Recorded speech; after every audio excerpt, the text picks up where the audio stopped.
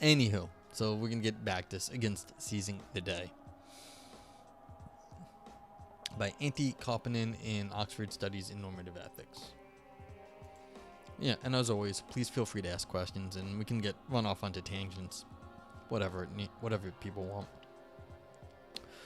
One thing that's striking about us human beings is that we're not prisoners of the present, like goldfish may be. That's unfair to goldfish. Goldfish you can train. We are not only capable of remembering the past, but also of orienting ourselves to the far future by projecting distant aims and consciously striving for them. If you walk away, Rethia says, if you walk away knowing to tell some dumb kid enamored with Mormonism to look at the CS letter, I'd be happy. I will keep that in mind. Like, I will remember that, because there are definitely, the Mormon folks around. You see them in New York City, going around quite often. So I will keep that in mind.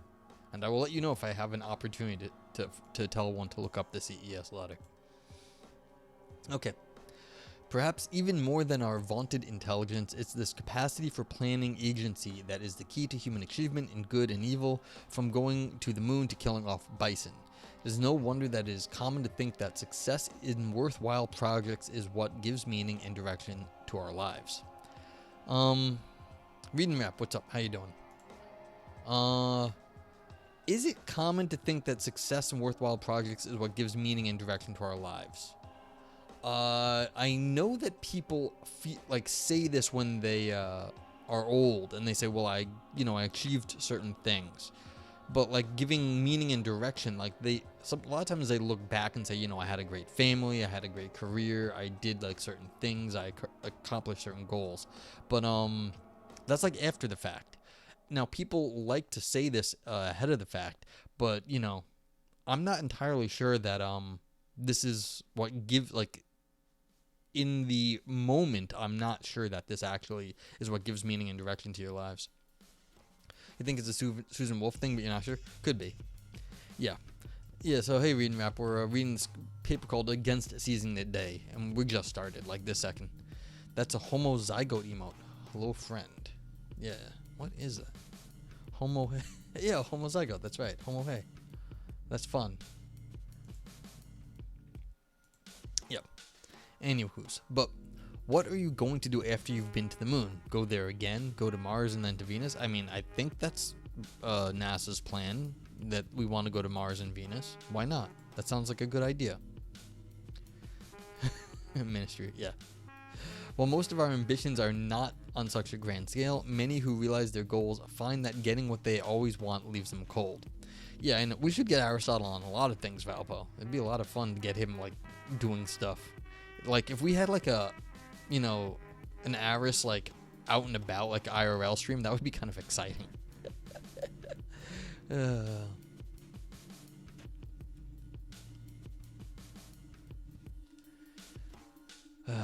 That's true. He's busy. I mean, if you always get what you want leaves them cold. So one of the things about getting what you want, getting what you want is good, but if it's too easy, then it doesn't seem like it was worthwhile. There needs to be struggle in some sense. Yeah, we need he needs a secretary, a manager, someone scheduling events for him. Be useful. Some regret that they let their lives pass while they were chasing their dreams, even if they came true. Perhaps most dramatically, some people reach such conclusions at the end of their lives. For example, Bronnie Ware, a palliative care nurse who wrote a book on the deathbed regrets of her patients, says that all of the men I nursed deeply regretted spending so much of their lives on the treadmill of a work existence while missing the youth of their children and companionship of their spouse. Yeah, we definitely need IRL guest things. Yeah, Twitch managers. Well, this is something true. But this is modern capitalism that we're in, and it's pretty terrible. Treadmill of a work existence. And that's what has been encouraged to be the male ideal. You go to work and your wife takes the care of the family, and then that's supposed to be the right thing to do. And of course it's as the quote says, this is one of the regrets. It's not really the right thing to do if everyone's regretting it. So why would you having a career actually give meaning to your life? Like, seriously, you might get some meaning out of it, but like, is that really what we think is gonna give meaning to our lives? Is, you know, a job? What kind of job? So, author says, the seemingly obvious cure to the curse of projecting ourselves into the future at the expense of the present is stepping off the treadmill, living in the moment, feeling the power of now, seizing the day, damn the future. This is the stuff of inspirational self-help books for the rich and the beautiful. But there are also serious philosophical arguments to a similar effect. Reading Rap says, Aristotle, you both are more than willing to come on the Ministry of Science on Homozygotes channel if you want to talk about anything philosophical.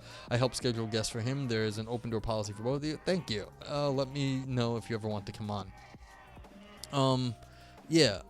I don't have much to say at the moment. I'm rather busy, but yeah, I'd keep that in mind if I want to talk some science and philosophy, and that's always good stuff. Go get like Agni on there maybe too. So,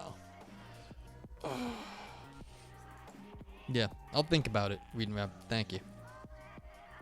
Okay, perhaps most prominently, Kieran Satia has recently argued that there is a distinctive sort of crisis of meaning that tends to arise in midlife for those who realize that completion of their projects only leads to ever new projects.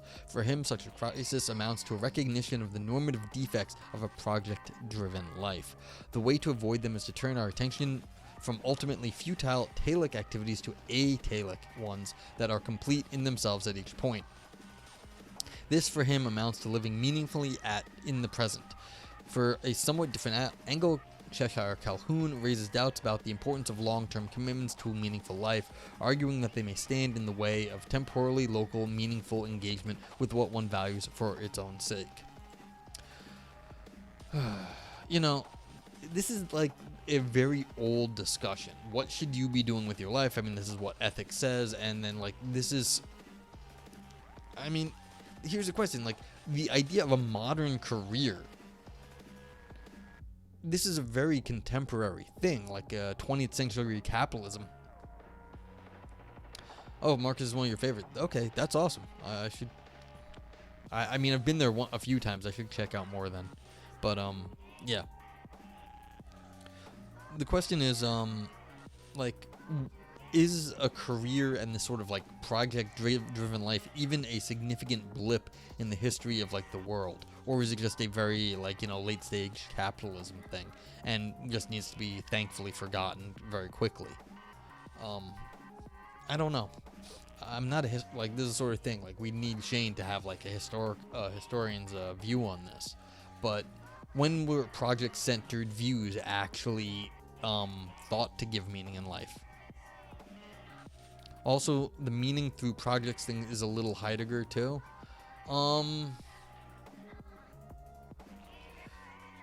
Heidegger's weird. I mean, I guess so, but he was sort of he had destiny and shit going for the human like the destiny of humanity. And so we were doing projects, yes, but there was like a grand destiny associated with that too, because he was a religious whack job. And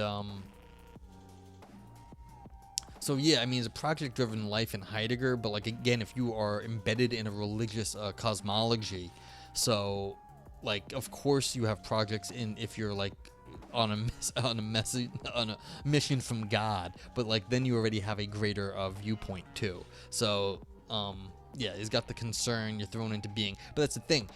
What's the being of human being? You've got the horizon of the human being. The horizon of the human project then is the destiny of like humanity. And so he's got this weird fucking view of what we should be concerned about. Yeah, we don't choose our projects. We've got a destiny of the like human race here.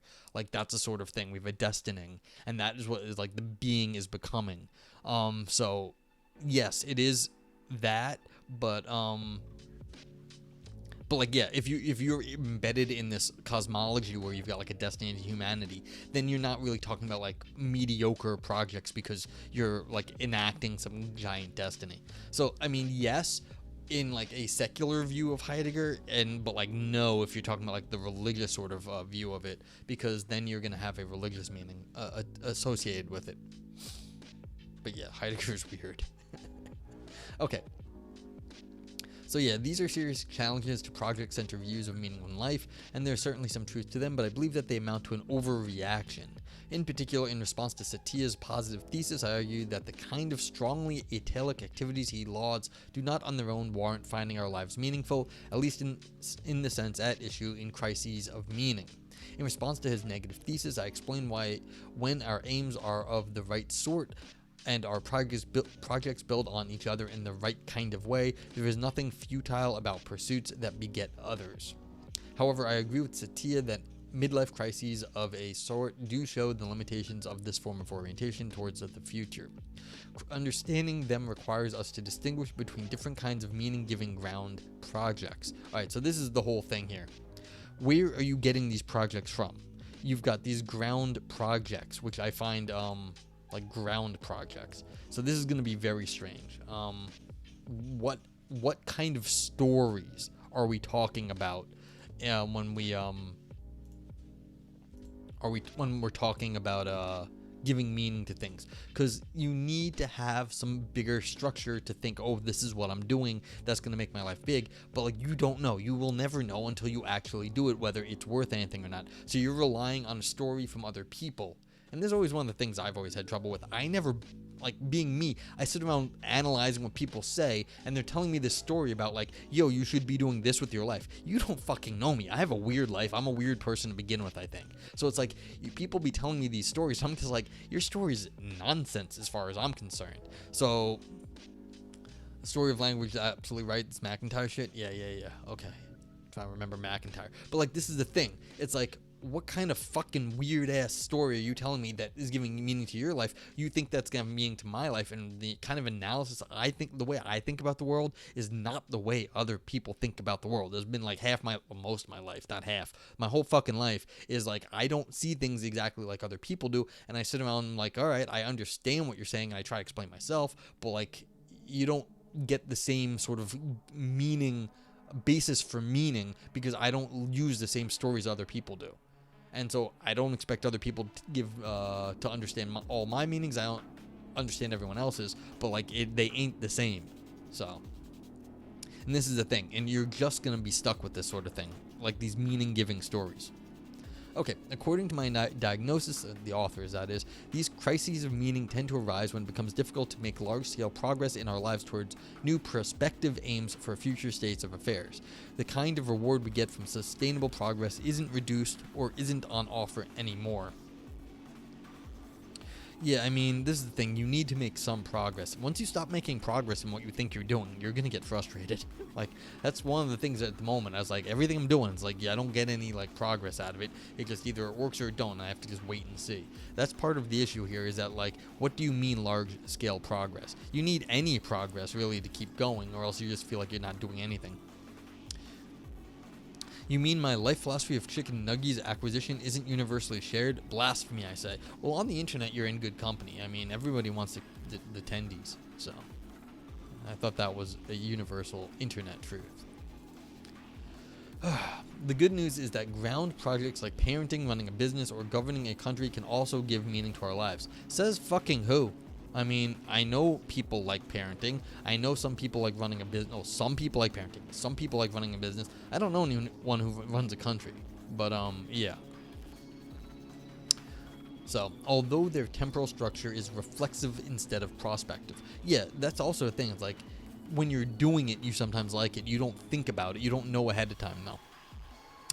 They are atelic insofar as they are not oriented toward a point of completion in the future, but not strongly atelic they are atelic insofar as they are not oriented toward a point of completion in the future, but not strongly atelic in the sense of lacking an aim external to the activity itself. And for anyone who doesn't know, this base telic is goal driven. So atelic would be not goal driven. So because you have teleology, which is like the sort of the metaphysics of when like everything is driven towards a goal. So a lot of religious sort of thought is teleological thought. It's that we're going towards a certain view of humanity that is like a religious view.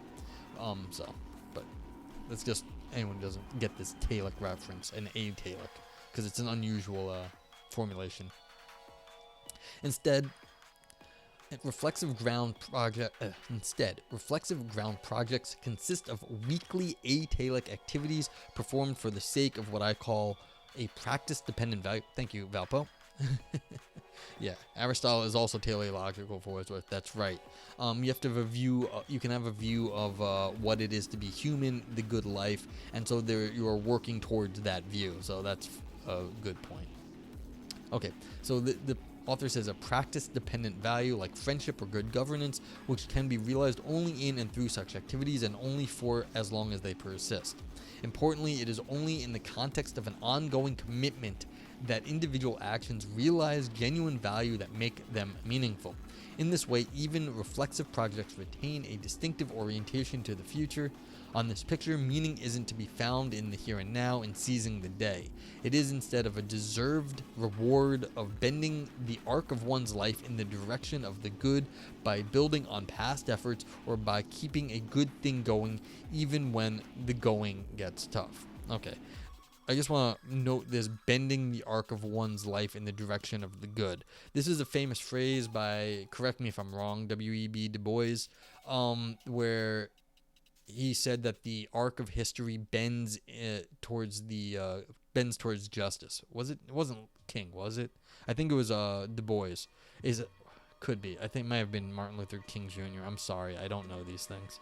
But the idea is that, like I said, there is a direction to humanity. A lot of times when you talk about teleological, yeah.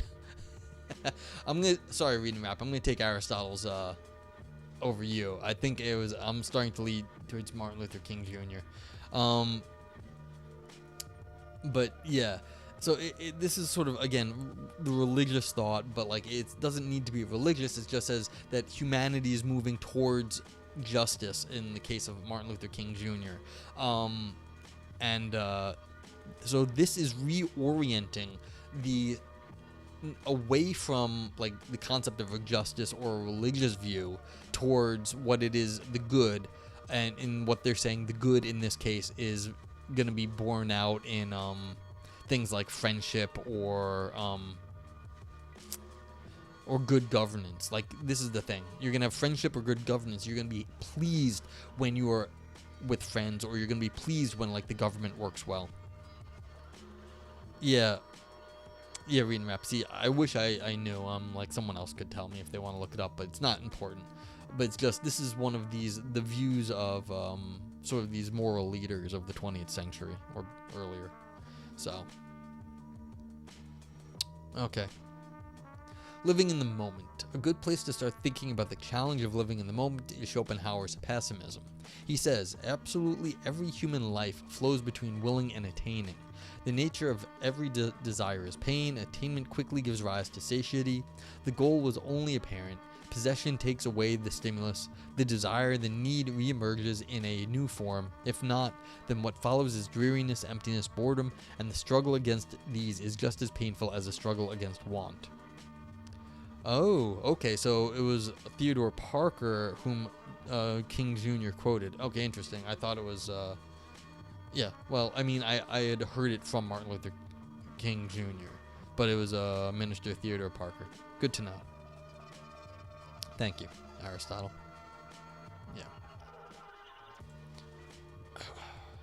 Yeah. Schopenhauer thinks that we are caught in a bind. Either we engage in an endless cycle of pursuing momentary satisfaction, or end up listless and bored with nothing to do. Infernal, how you doing? What's going on, Ann? We're reading this paper on don't seize the day, just chill out. I'm pissed off as high hell, Infernal. Things just been annoying me. I hope you're doing better than me. We labor in expectation of a future reward under the illusion that getting what we want, whether it's a scientific discovery or a bunch of likes on social media, will bring relief, but in reality, any such achievement will only feel good for a brief while, leaving us hungry for another hit. Every goal that is achieved is once again the beginning of a new course of action, and so on to infinity. Yeah, I mean, okay. Is this fair? You get what you want, and then it's good for a while, and then you move on. But, like, so what? Did anyone ever think that, like, they'll be happy forever, like, and then they lived happily ever after. But like and then they lived happily ever after is usually like, then, you know, they were, some giant thing happened to them. Don't be annoyed. You know, one fun thing, well, that's fair, it might not matter too much, but one fun thing is that we've got tags now on Twitch. You can add their tags. And so I put curmudgeon because I was just feeling curmudgeonly. So I have a curmudgeon tag on this.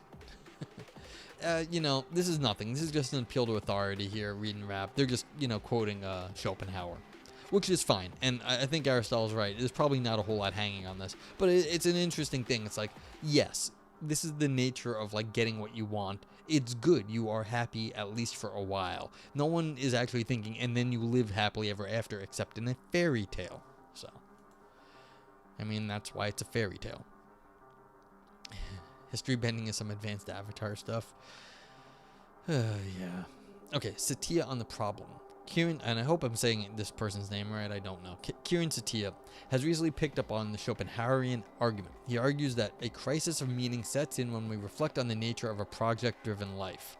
Here is how he illustrates the point with his own midlife crisis. I love the profession of philosophy, but not with the fire I had 10 years ago. The novelty of accomplishment is gone. First publication, first lecture, first day of class. I will finish the paper I'm writing. It will eventually be published, and I will write another. I will teach these students. They will graduate and move on. I will teach more. Yeah. Welcome to having a job, motherfucker. Satya's crisis results from coming to think that pursuing success in his projects is ultimately pointless, since it only leads to the next round in the cycle. The problem, as he sees it, is that we come to have a sense of repetition and futility, of an apparent absence of meaning or significance in life, regarding our own pursuits, even if we're not skeptical about value in general, and even if we succeed in realizing our desires. You know, it depends. Like, this is the thing. If this is all he wants to do is write papers, and it's like, yeah, he thought the profession of philosophy was something it wasn't. It is kind of a job. You're an academic. This is what you do as an academic philosopher. Now, the question is, can he make more out of that? Yes. But in the day-to-day life of an academic, not really. I mean, being an academic is just a job. Well, yeah. Well, this is the thing. I think what it is that he thought it was different than what it was. I think just being a successful academic is, you're still an academic. It's still a job. Now the question is, can you make more out of that? What are you doing? But like, yeah, after 10 years of the same thing, you're going, like, unless you can evolve the job, it's going to grind on you eventually. I mean, academia is not the easiest job. Aristotle says, I'm inclined to use Bentham's words here. If poetry and music deserve to be preferred before a game of pushpin, it must be because they are calculated to gratify those individuals who are most difficult to be pleased. Here, losing interest might also indicate something about us. Other people are pleased with simple things. Yeah, I mean, he may have grown up a little from his old things, and so the things, like, that's a good point. The old things that entertained him are not entertaining him anymore because he's grown as a person. And Infernal says, we all thought things would be different, then reality hit us and we realized that adulting kind of sucks and kills you in a little every day. Yeah, that's part of it too. It may not have been what he was thinking, and Aristotle says he may have also, Satya himself may have changed, and then so he's grown out of the job that he liked a little bit. Reading Rap says, I blame my professors for glorifying academia. Bureaucracy is a headache, and Reviewer 3 is always an asshole. Yeah, and like, that's part of it. Like, you don't, when you're not in it, you don't see all the problems. You don't also see all the benefits, but like, you know, people tend to, at least nowadays, they play up the good parts in any sort of thing. Like, you see the successes on social media more than the failures, and so that's part of that's just normal life, but you have to realize no one's seeing all the failures. Okay. There's a new game out called Scorn, and you're in this H.R. Geiger style world, and so it's a body horror, and maybe Aristotle would like this. It's a horror game basically, but like all the decisions really can fuck you up, in like this sort of horror games. And so I was just thinking about that in terms of meaning. The classic sort of 20th century existential anxiety is that all the choices you have are meaningless. Like, you can do lots of different things, but they don't actually everything's flesh or some sort of, it's the H.R. Geiger biotechnical world. And it's like mixed in with this other I looked at the wiki thing. There's also this Polish artist who did sort of these horror scenes as well, and it's mixed in. But it's like, this is the thing. The classic 20th century version of anxiety is that, or at least the Heideggerian one, because that's what I know a little bit better, is that you've all got all these choices, but none of them are making any difference in your life. And so you get anxious because you have all these choices, but they don't have they're not authentic to you. They don't actually mean anything to you. And so it's like, this is the thing. When you used to find meaning in your choices, you felt good. When you cease to find meaning in your choices, then you feel bad or anxious. You get this anxious then. And this is what it is. After 10 years of the same choices, you start to realize they don't have the same effect on you that they used to.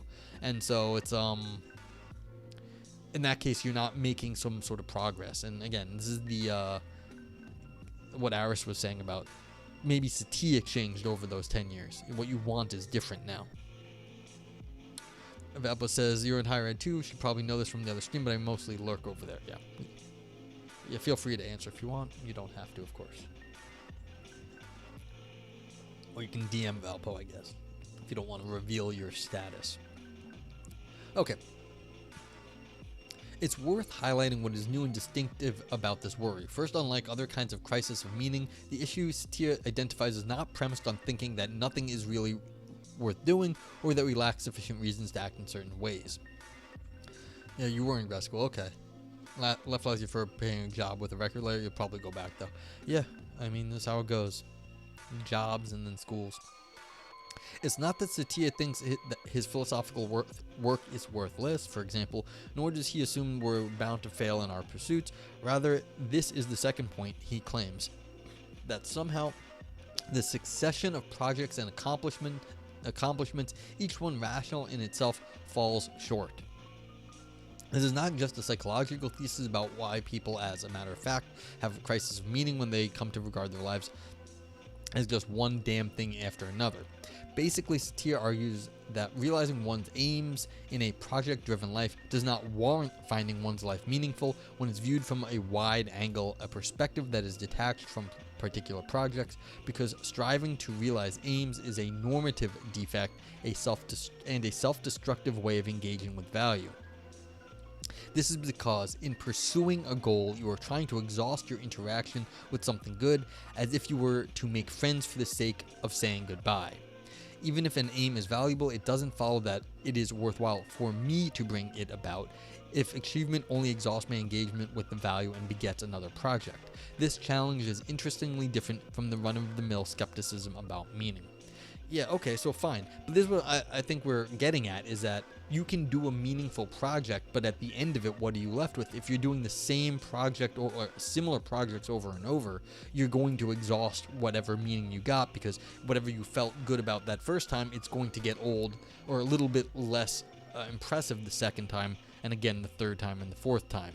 You need to keep it fresh, as it were, for yourself. Alright, Satya's solution. The remedy Satya proposes to the futility of a project-driven life is switching to a different type of activity, or alternatively viewing our projects under a different guise. Yeah, this is what I meant. So this is the obvious example. Freshen it up. Do something slightly different. Drawing on linguistics, he labels the two different kinds of activity talic and atalic. Talic activities aimed at terminal states at which they are finished and thus exhausted. Writing and publishing a philosophy paper is an example of a talic activity, as is walking to work. In contrast, atalic activities do not aim at a point of termination or exhaustion, a final state in which they have been achieved. As well as walking from A to B, you can go for a walk with no particular destination. Linguists test for atalic uses of verbs by asking whether you can only stop the activity but not complete or finish it. Okay, that's interesting. Yeah, get the bag, get the money, and live a little bit better in grad school. You don't want to be It's hard enough to be in school. You don't want to be poor and in school. It's less fun. Okay, midlife crises result from realizing, however dimly, that there is a normative defect in your life if the activities that give it meaning, the ones that matter to you the most, are telic ends, because such pursuits are indeed self-defeating. But what Schopenhauerian pessimism misses is the possibility of atelic activity.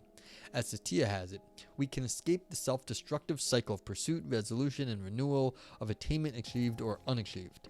The way out is to find sufficient value in atelic activities, activities that have no point of conclusion or limit, ones whose fulfillment lies in the moment of action itself. To draw meaning from such activities is to live in the present. I mean, sure. I mean, people have been arguing this forever. I mean, you have to live more in the present. This is an old phrase, but okay. Sure. The crucial thing is that since atelic activities do not aim at a temporally distinct endpoint, the question of what to do once I get there doesn't arise. What I care about is fully present, not deferred. There's no sense of emptiness or self-defeat. When you value going for a walk and you're wandering through the park, you are not on the way to achieving a goal, you are already there. I'll label activities that are somehow automatically complete or fulfilled whenever we engage in them strongly atelic. They have no further telos or aim beyond the activity itself. Alright, so let me contrast going for a walk in the park. You may go for a walk in the park and that's nice, but again, you can get bored with walking through the park. That's not, if you do it every single day, that's not a problem. It's you will again exhaust the activity. Yeah, well, they mentioned that too earlier in the paper reading wrap, but there's nothing interesting. I mean, this is background material for this author, but so they're just going over old stuff, and yeah, it is a little self-helpy. But again, if you're just going for a walk in the park every time, that's not going to be fun. Maybe you have to learn birding or something. Maybe you have to, learn how to row in the park. Maybe you have to you have to freshen it up. Again, strongly atelic here. Maybe the author will criticize Satya on this, but this is not going to cover it. Just saying doing something for its own sake, you're again going to get bored with that thing. In advocating for strongly atelic activities like hanging out with friends, Satya isn't saying that the best kind of life for us to live involves no projects. He grants that telic activities have final value and that they structure our lives, but he tells us to turn our attention from the project to the process to find the atelic in the telic. But atelic activities correspond to each of the projects that structure your life. Take me writing this book. In doing so, I am writing and thinking about philosophy and atelic activity. This matters, I think, not just as part of finishing the book, but in its own right. Okay, so yeah, Satya likes to think about philosophy and just likes that in general. That's fine. So even when we do engage in projects, what meaning there is to be found is not in them, but in the atelic activity they involve. Note that Satya isn't saying that we can distract or manipulate ourselves by focusing on the atelic. Rather, he's arguing that atelic activities or aspects warrant finding one's life meaningful. This normative thesis distinguishes philosophy from mere self-help, though coming to accept it should also help with our sense of futility. And Fernal says, and people who never try anything new bore me to death. Yeah, those are definitely they deserve to be sort of laughed at in some sense. I was thinking of what's it called? The Thomas Crown Affair. I recommend both the old one and the new one. I remember in the new one of the lawyers that Thomas Crown, who's this very rich banker who does just stupid things to entertain himself, the people he's working with, they end up repeating themselves, and he makes fun of them for it because they are, in some sense, they're just entertained by the same thing over and over. And it's yeah, I heard that joke last 3 times you told it or something. It's if you can't laugh at the same joke the same way over and over, it's boring and stupid. And people like that are not fun to be around. Okay, the problem with Satya's solution. What should we make of this proposal? Do activities that have no further aim yield sufficient warrant for finding our lives meaningful? I don't think so. I think it is instructive to begin by asking why centering one's life on strongly atelic activities would not suffice for meaningfulness, though Satya himself doesn't recommend doing so either. To get a good handle on this, it's good to pause for a moment to consider the implications of someone's life being meaningful. For my purposes, I only need here the assumption that if someone's life is meaningful, then attitudes like sense or of purpose, a gentle pride, fulfillment, a gentle admiration, and elevation are merited by it. The problem with throwing projects to the wind and focusing one's life on strongly atelic activities then is that they don't warrant such attitudes.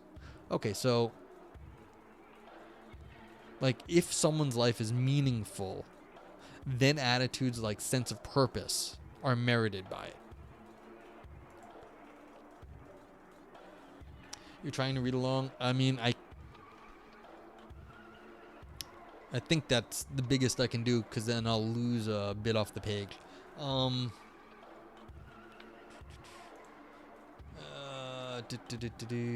Let me just throw the that's the direct link if you want it. Yeah.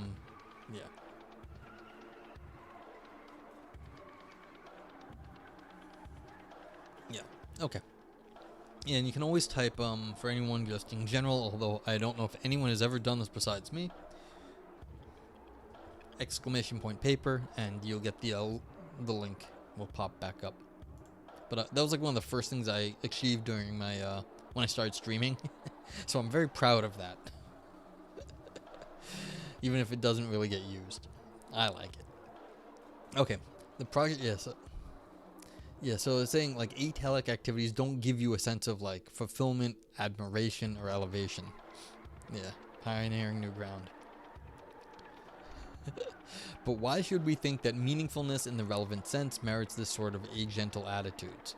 One simple reason is that if we think of people who have led paradigmatically meaningful lives, say of Cesar Chavez or Anna Akhmatova, I don't know who she is, we do tend, as a matter of fact, to have third-person attitudes like a gentle admiration towards them and to be inspired and elevated by their lives in virtue of the very things that plausibly make their lives meaningful, such as fearless insights and exemplary acts for the good of many. Yeah. So if we think of people who have led paradigmatically meaningful lives, so we're talking about other people and how we think of them. Has anyone asked Cesar Chavez or Anna Akhmatova how they felt while they were doing this? I don't know. But is it a nice story to tell other people? Yes. People like these stories about Cesar Chavez or Anna Akhmatova.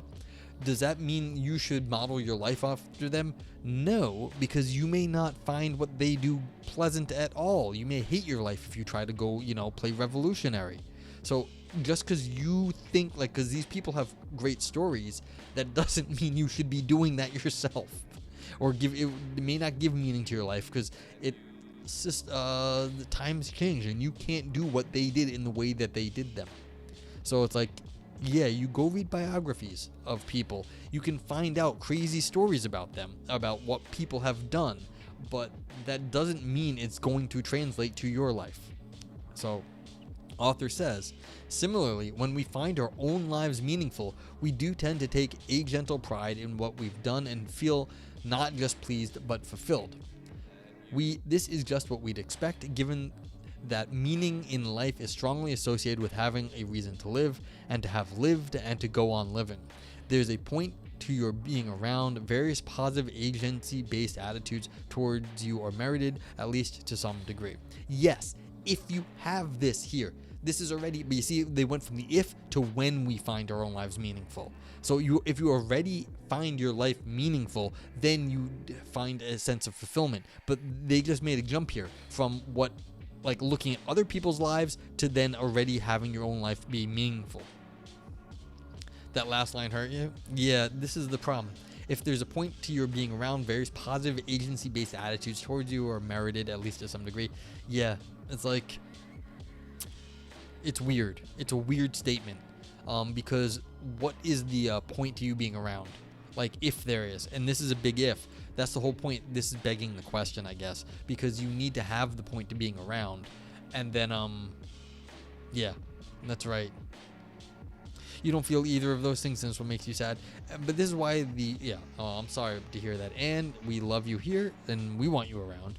But like, if you're not getting this sort of thing here, like, the author needs to argue for this. What is the point of being around? Not that if you already have it, then you'll be happy. Because, if you're already happy, then you're saying you're happy. Or if you already have meaning, then you have meaning. That's not helpful. That's just, you can get that by, like, just logic. It's not. Yeah. Well, I mean, I'm being a little hard on the Maris. This is slightly unfair. We haven't gotten to their point yet. So I'm being a little bit beaten up on them, maybe for content. But yeah, we have to see what they're going to do with this, really. Well, I used to be nicer. I was always trying to be nice in the past. I've given up being as nice as I could be. I'm being a little bit harder on these people nowadays. I also stopped emailing all the professors because I still should, but like, I felt slightly bad when I was like being mean to certain people's papers. I'm like, yeah, why should I go, show that I'm like being mean to them? But yeah. Okay, but still, we still have to. We're only like a third or a fourth. No, about a third through. So we'll see where we're going. I don't think we're there yet. To be sure, we sometimes use the language of meaning in other ways as well. Okay, so they're already dodging. This is already a dodge. Like, they're not gonna. They're running away from what they should be saying, and they're gonna go look at other meaning in other ways as well. For example, we may describe certain experiences, events, people, places, or objects as meaningful for us. What this kind of talk says is that these things resonate with us. Wow, resonate. Deep. They give rise to some deep feelings, not just pleasure, for example. What the fuck? I like that quote. I should have a quotes thing. What the fuck is rational, you dumb fuck? Yeah, I hate when people start saying reasonable. When people start claiming rational, they don't define these things. And it's just like, why are you claiming things that you're not actually gonna argue about, like argue for in your paper? If you actually want to do philosophy, you should not be like appealing to concepts without having at least some sort of background to them. Otherwise, it's just hand waving. And this is what it is. So we're like what you like charitably. What we're doing here is we're defining resonate in terms of like things that give rise to deep feelings. But I don't think that's what's happening is here. But that's what we could charitably say. Okay, we're just understanding, we're calling things that are meaningful, things that resonate. That's fine. But I think they're trying to do more than that. Okay, author says there's some temptation to think that a life is meaningful to the extent that it contains such meaningful encounters. But I want to keep this sense of meaningfulness separate from having the kind of sense of purpose or point to our lives that wards off existential concerns. Why am I here? What does it matter if I die tomorrow? What's the point of all this toil? So what if I never existed? If the angel in It's a Wonderful Life had reminded George Bailey that he will have a deep experiences if he goes to see the Sistine Chapel or dances with his wife, it would have done nothing to stop him from jumping off the bridge. His concern wasn't that nothing resonated with him, but that he had failed those who depended on him. Focusing on the aptness of meaning-relevant attitudes should help make clear we're addressing the right reasons. Yeah, that's fair. Like, you have to just be clear that you need to give meaning to your life, not that things have been meaningful in your life, because that's in the past. Or, yeah, that's separate from things that are currently giving you meaning, things that you have liked. But I mean, everyone knows that you've liked things in the past, or at least I expect that you've liked something in the past. So this is a fair point, but I don't know what the deep point, like what their big point is. What they say, though, is, my claim then is that strongly atelic activities on their own won't suffice to make meaning-relevant attitudes fitting. Consider the slacker solution to midlife crisis. I think Valpo will appreciate slacker solutions, which involves giving up on projects like building a career and centering one's life instead on strongly atelic activities like going for walks with no destination, smoking weed, and hanging out with people, #YOLO. All right, I already don't like this person. Like, these are crappy examples for strongly atelic activities. Like getting hammered is not a good example for this.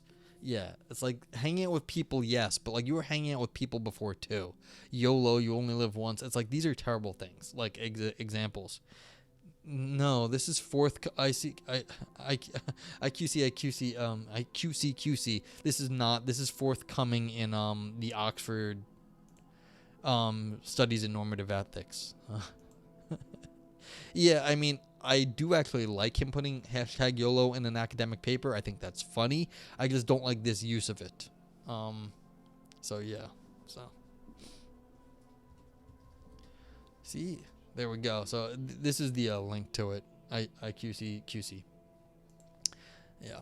So, but yeah. So if you wanted to like talk about the slacker solution, it would be like, okay, go get yourself a muscle car, go start working on your car because you like that. But like, see, this is positive. You could have like, you could start yourself a motorcycle collection, going riding. These are like things you can learn and like disciplines you can achieve that aren't like strictly in the capitalist mold. And that's more of the thing. These like smoking weed and just getting yourself lost, like hashtag YOLO. These are dumb examples. So, yeah. Author says, I submit that this does not help with the problem of futility that arises when we view things from a bigger perspective. A future revolving around ATALEC activities is far from a rosy prospect. Okay, actually, let me just criticize them one more time on this. I don't think this person actually has done, like, really understands what it is to get hammered a lot. Or, like, I don't think they actually, like, what the fuck is going for walks with no destination? Like, you can go, like, on a hike. That's a walk with no destination. It's the point is to go on a hike. Like, that's a good thing, but, like, what the fuck? Like, I just don't think this person understands these activities at all at this point. IQC says, you know what's weird? To find that paper, I Googled it, and a different paper with that same initial line came up. Yeah. Yeah, people are not creative enough with the names. I did remember my old advisor saying he was really pissed off when he thought up a really good name for a paper and then found out that someone else had used the same pun as a title. Like, it is something. It was straight plagiarism. Oh wow. Okay. Yeah. So okay, you know, like you. Wow. Okay. Yeah. So well, maybe it was the own author and they reused their sentence. Okay. Whoa. Yeah, yikes. That's a big yikes. Let me go look at that real fast.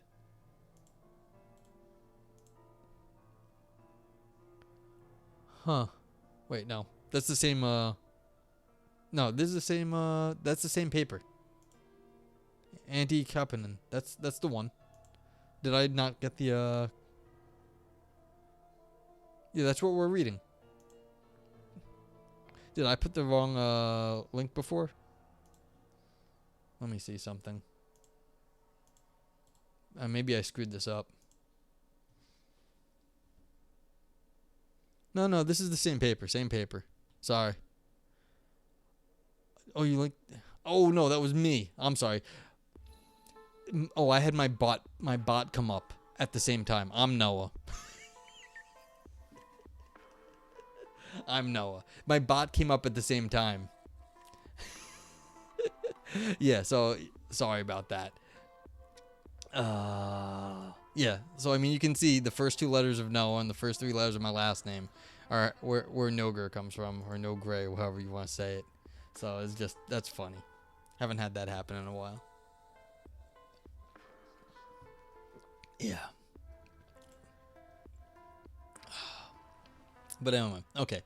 So, what's it called? There was one of the other philosophers on the internet. I won't say who it is because I don't want to steal their story, and it's a little inappropriate. Had some. They liked their acid, and that's true. But like these are Aristotle. Like the way they're throwing these examples around, I think is a crappy way of doing it. Hanging out with people. Like, what kind of, like... Maybe the phrasing is different in Finnish, but, like, is hanging out with people, like... What's that even mean? like just hanging out with people, smoking weed. Like, I know they drink in like Finland, like, and like smoking weed is like something much different, a whole lot worse. Like, this comes off as a very boomerish almost. Like, oh, look at those kids smoking the weed. So, but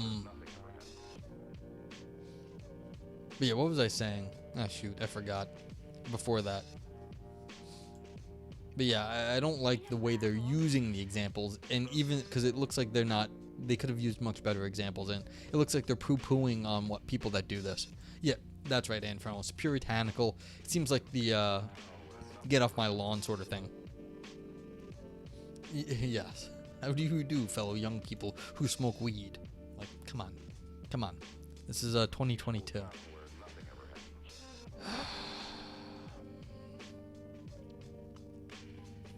Yeah, see, this is puritanical. So, yeah, a future revolving around attail-like activities, the author says, is far from a rosy prospect precisely from the perspective of meaning. Such a life is fundamentally repetitive and futile. See this? Again, judging people. It sounds like you don't know people who enjoy these things. Oh, that's what I was saying.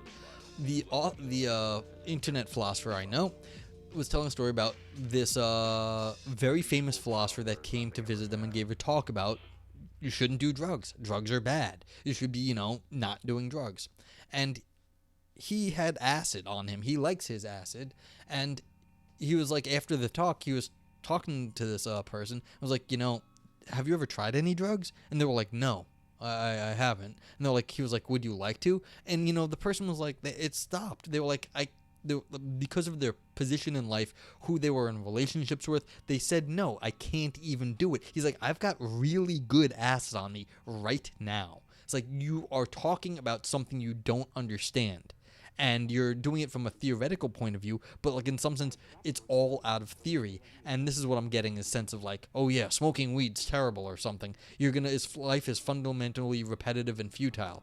Yeah, very few people sit around smoking weed all day, every day. Like, and the idea that like that's what they were advocating for is an unfair way of describing people who do this.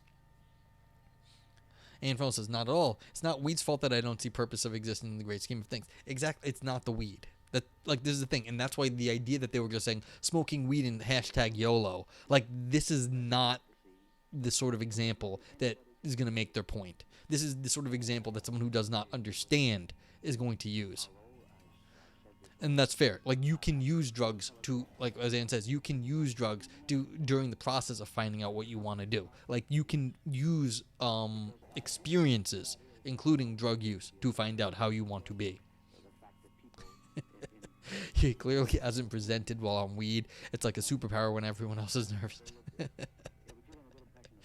Yeah, I don't know if I'd want to, like, actually do philosophy, like, professionally, like, a presentation while non-sober. I mean, I've definitely drank beer on stream, but like this is not like I don't have like professional like people getting angry with me if I say something stupid. If I say something stupid, call me out, but it's no big deal here. There's no consequences. But if I'm wasting like professionals' time, I would feel kind of bad. Okay, the thought I'm just going to hang out with the lads and then I'll die is not really a cheerful one. Maybe because this author's really not a very fun person. Maybe that's really the problem. Hanging out with the lads until you die. If like you could hang out with your friends and have a great time until you die, that is a fucking great one. Yeah, Ferris wheel. Yeah, exactly. If that is like, if you could simplify your life down till I'm just gonna hang out with all my Twitch friends, and then we're just gonna have a great fucking time, and then we'll die eventually. Yeah, that's a fucking good idea. Yeah. This person just sounds like they're lame is the problem. Author says, it's not that someone couldn't find such experiences meaningful in the resonance sense, but if we focus on the question of whether our lives have a point, or whether they merit pride or fulfillment or elevation, the outlook is negative for the slacker. This person's very boring. They don't have fun with people, and that's their problem. Twitch streamers living at the apex of existence. I mean, in some sense, Reading Rap, I spend a lot of time on Twitch because interacting with interesting people is fun. and there are a lot of interesting people on Twitch doing interesting stuff. Like, click on the linky here. These are the other. If you want to talk philosophy, you can go hang out with Aristotle. You can go talk stuff with Evolve Yourself. You can also go to the Ask a Philosopher booth. And we've got people here in chat. We can give Infernal a shout out. She is awesome. You should hang out. That's not how I do it. That's funny though. It's like, yeah, like go hang out with Infernal on her stream. She's awesome. It's fun. You can also go hang out with Shane for shits and giggles.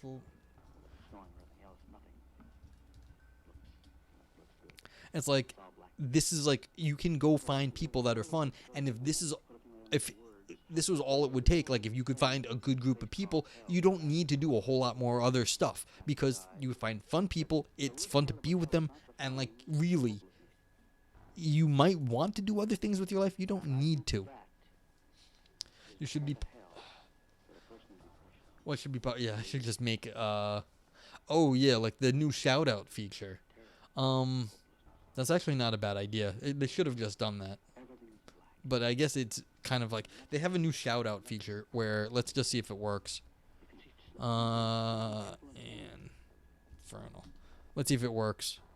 Okay, so if you are not following Infernal, there should be a link at the top of chat where you can just click on it and it will auto follow.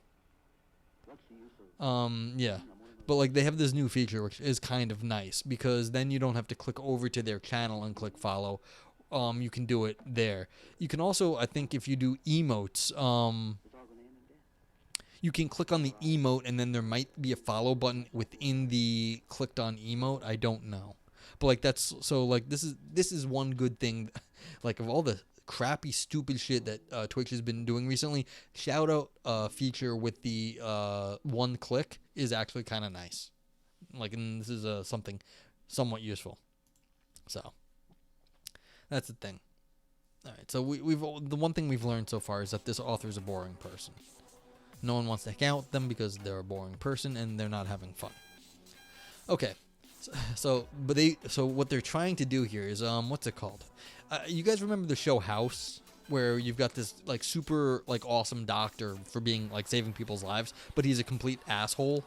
And I remember there was one episode of House where someone was asking House, why are you this doctor where you have a job where you have to deal with people since you obviously dislike people? And he said when he was growing up, he saw this guy who was hated due to he was in like some foreign country due to a class system. The guy was hated, but he was a great doctor, and no matter what happened, they still had to, you know, even if like they didn't like him, they still needed him. And it's like, that's the thing. It's like, if you are doing this stuff for merit, pride, and fulfillment because you want people to need you, that still makes you a crappy person, because House was a shitty person. No one wanted to hang out with him because he was a dickhead. And so it's like, yeah, but like, again, you're doing this for the wrong reason.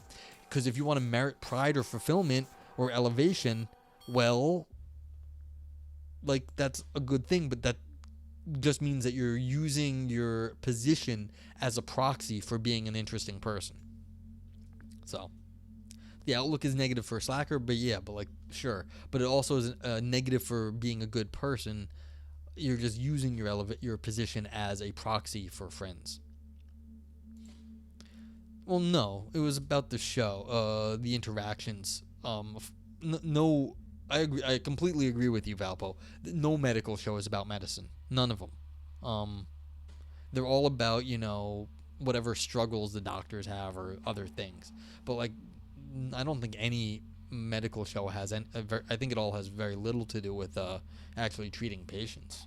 Like, none of those people are actually doctors. How many times can you yell stat? Okay, it's true that atelic activities don't aim at a terminal state at which they're exhausted, but that doesn't mean that they're not exhausted when they're over. That nothing was supposed to be achieved doesn't change the fact that nothing was achieved. Wait, I didn't watch a whole lot of Grey's Anatomy, but holy shit, I don't care what they were saying. Those girls were hot. Women were hot. I had such a... Oh, what's her name? Man. One of them was gorgeous. Well, actually, a few of them. If a succession of projects and accomplishments somehow fall short when we look at the big picture, as Satya puts it, so does a succession of non-projects and non-accomplishments. If you weren't around tomorrow to keep paddleboarding, well, that really would make no difference at all. Yeah, that's fair. But again, like, this author's missed the point. Like, you can hang out with the friends, feels great. But, like, again, you don't need to be doing that. But, like, so what? You don't understand what's good in life, author. Well, we still have to get there. We're only a little less than half.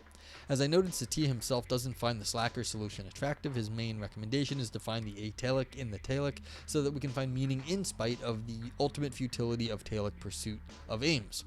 My second argument against seizing the day is directed against it. My basic claim is that the meaningfulness of strongly atalic activities piggybacks on the meaningfulness of the talic activities whose aspects or counterparts they are, so that they themselves remain insufficient for meaning. We can see this if we consider cases in which the talic activity is meaningless or considered as such. Let's start with the latter, which leads to the problem of double consciousness. What? I don't know what the fuck you're talking about, but fine. Say you're writing a book about epistemology. I pity yourself if you're writing a book about epistemology, okay, but whatever.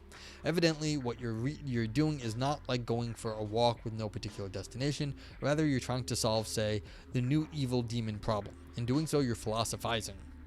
Now, you're meant to realize that solving the new evil demon is futile and will only lead to seeking a solution to yet another clever puzzle, and at the same time rejoice in the thought that in trying to solve the new evil demon, you're engaged in a superlatively valuable activity.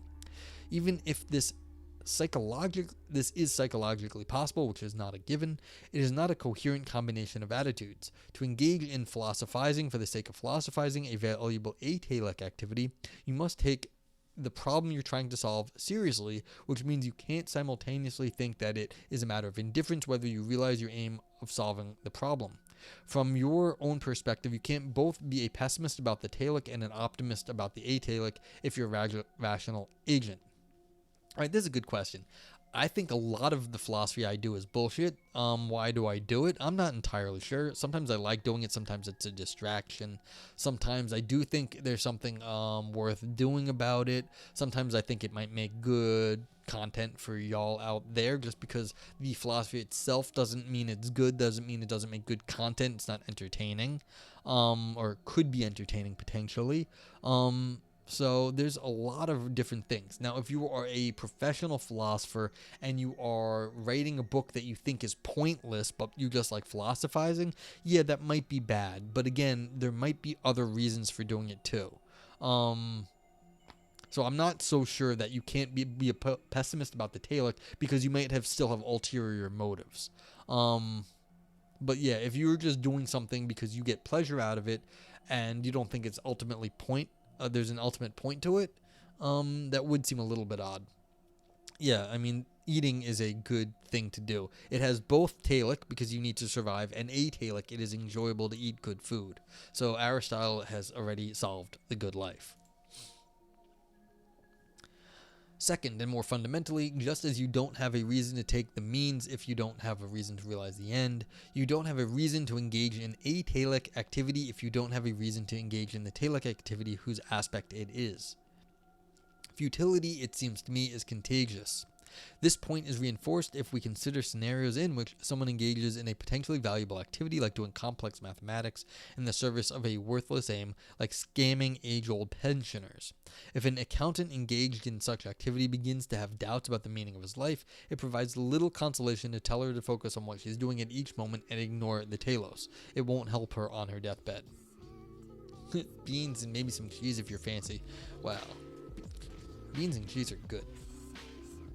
All right, so it's fair enough, like, that if you are looking... Well, here's the question. Are we begging the question right here? Are we? Because if you enjoy your life and you think that's the meaning of your life is to have a good time with other people, then hanging out with friends is the end-all be-all of life. Now, you are not going to enjoy every moment of hanging out with other people. You are going to enjoy being with them sometimes, and doing that the most that you can might be the end-all be-all. But again, if you are like writing epistemology and you think it's pointless, then yeah, maybe you shouldn't be doing that. But again, this doesn't exactly fit, because again, this person's begging the question that you need a giant project. But again, you might think that like just living with other people has benefits to having a good life to begin with. Ooh, 13-inch bean and cheese burritos. That's like solid. I haven't had some. Oh, I should get some Mexican one these days. I haven't had that in a bit. I think I'm gonna go down to Chinatown tomorrow actually and get some Chinese food. That will make me happy. Yeah. But this is the thing. This whole section right here has begged the question against the person who really enjoys, engaging with other people. Now, I'd actually suggest that, if you are the sort of person that really likes being with other people, you are doing more than just hanging out with other people. But I think this is the real problem of this author here. They didn't realize that the sophistication of hanging out with other people, that more happens in our interactions than just hanging out. All right? So you can make more of your hanging out. Like maybe you'll write some poetry or make some music together, and then you'll have something that other people can appreciate, and you'll be happy you have your music. But like that's what comes out of hanging out. You don't need to inherently have this big project, because they've just bugged the question here that you need to have something to give those the atalic, the interactions that you enjoy meaning. But you can go the other way too. You can go from the atalic and then build into something bigger, Like maybe you invent a game that's fun when hanging out with people. Maybe you make some music that's good that people will start to enjoy. But you can go in both directions. And I'm not saying that like what they're saying here is wrong. I'm just saying that they have a limited view of the other direction here. So.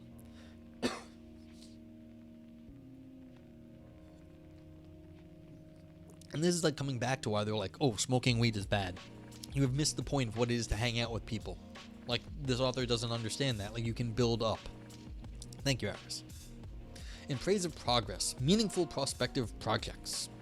So far, I've rejected Satia's positive argument for living in the moment as a straight solution to a sense of futility occasioned by realizing that projects will always lead to new projects. What I'm going to do in the rest of the paper is explain why acknowledging the core Schopenhauerian insight is compatible with a certain kind of project, with certain kinds of projects warranting a sense of meaning. In this section, I'll argue that when ground projects governed by prospective aims, ground projects. They didn't really define ground. This is projects that give meaning, are governed by prospective aims, link up with each other in the right way to give one's life as a whole a progressive shape. There's no reason for a sense of futility. This is to reject Satia's negative argument, but only in part, as we'll see. Yes, if everything just sort of fucking works out, yeah, sure. But like, again, this is a big fucking if. If everything links up in the right way. I mean, that's a nice thought. But the truth is, again, you need to believe this sort of project as a whole, and you're not going to know that ahead of time. To begin with, consider again how Satia sees the issue. He holds that in a project-driven life, the way in which you relate to the projects that matter most to you is by trying to complete them and so expel them from your life. As he sees it, if our activities are performed for the sake of a future aim, they're forever done and dusted once the aim is reached. I think that this description fits some projects, like trying to reach some milestone just for the sake of doing so. Maybe you want to have visited Paris or have seduced a married man. Once you succeed, you can carve another notch somewhere. Great, but then what, and so what? For talic activities of this kind, Satia's descriptions and worries seem apt. The same goes for what Hannah Arendt called labor, activities that serve our recurring physical needs.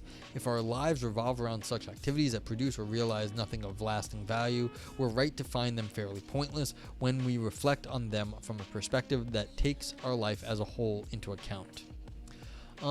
Again, I find this view limited.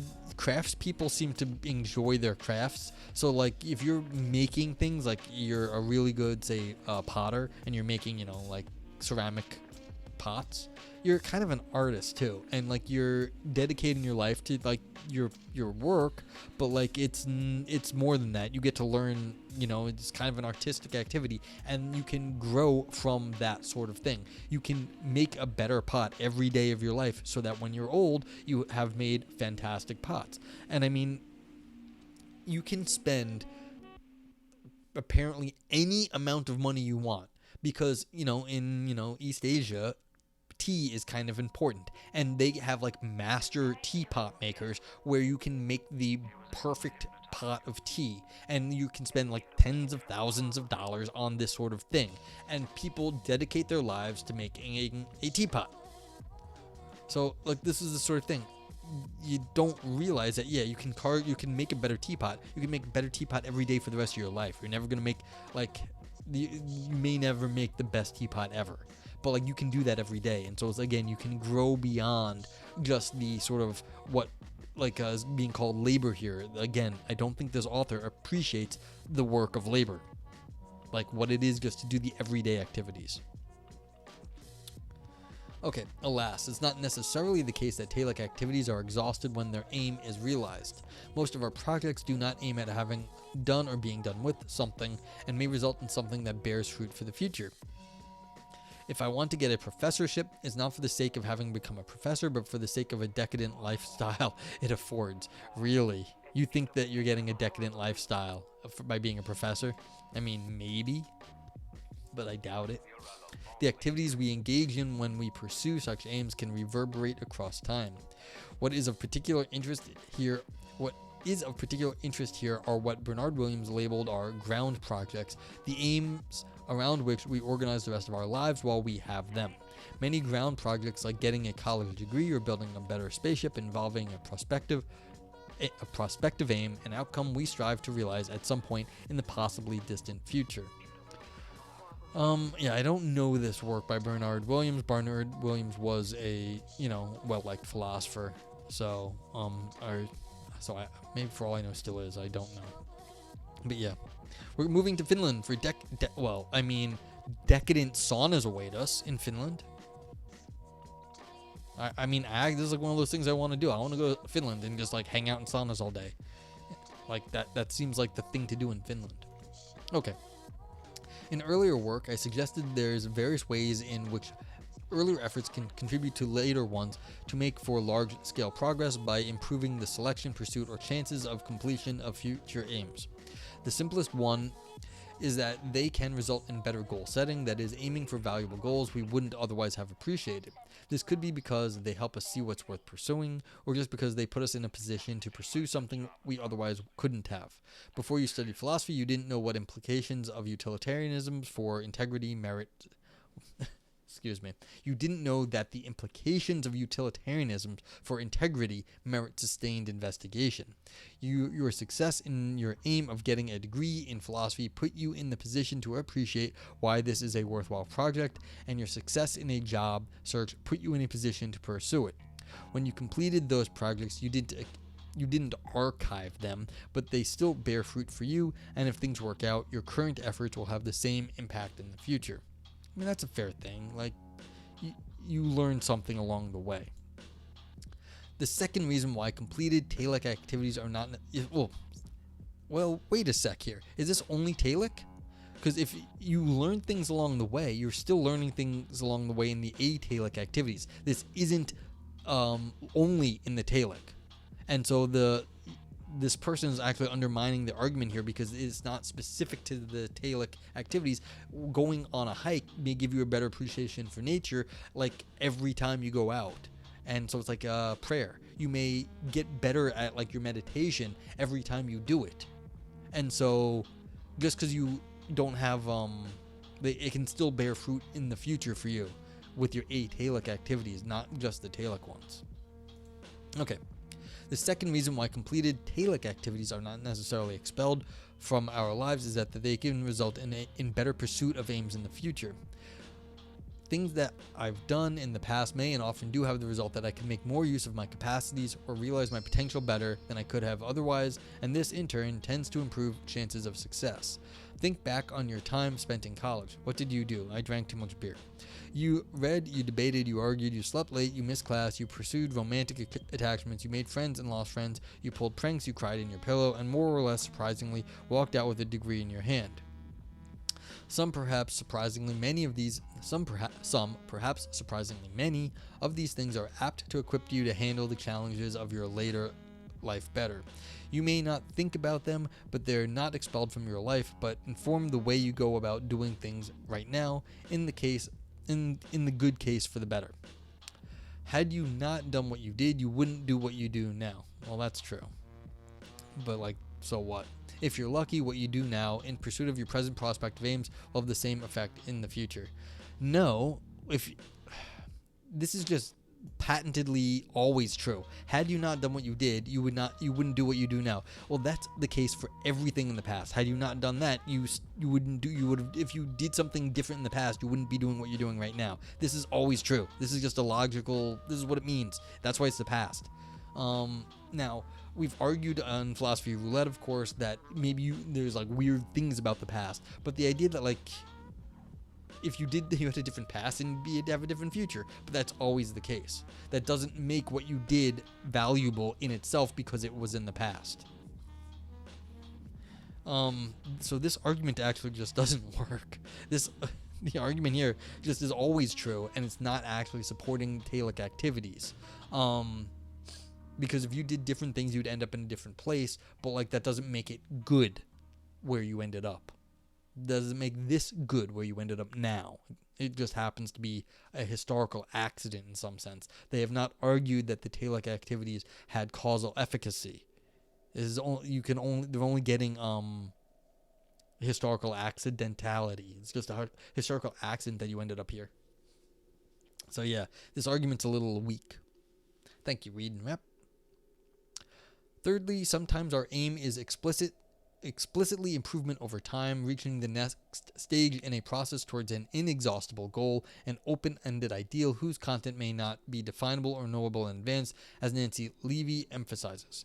Practicing an instrument is an example of this. We want to learn a certain technique or play a certain thing, and once we've completed that project, there's always more.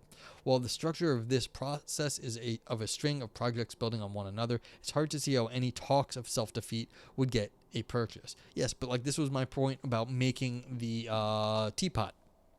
You may make a new teapot, you may get better at playing music, but you may also just be doing this because you enjoy it. This again is not limited to talic activities. I mean, making teapots is kind of talic, but again, being a potter. I once asked a potter why they were a potter. They said, "I like the feel of clay in my hands." That's why they were a potter. They enjoy it. Then the making something bigger again was, that's how they made a life for themselves. But again, they started with the atalic, the enjoyment of making things with clay, and then they were also getting better at that over the time. But again, the meaning was they enjoyed working the clay with their hands. That was their answer. I once asked a world-class logician why they did that. They said they liked manipulating symbols. This was the answer. I like manipulating symbols. That was the answer. It wasn't because he wanted to be a logician. It wasn't because he wanted to be a professor. Why are you doing this? I like manipulating symbols. World-class logician. But this is what he enjoys doing. Aristotle says, Epicurus and the hedonists are difficult to defeat. Sometimes it is just about pleasure. Yeah. And that's the problem here. The author has not appreciated that. Sometimes I envy those who enjoy the act of not enjoying. What? Reading rap?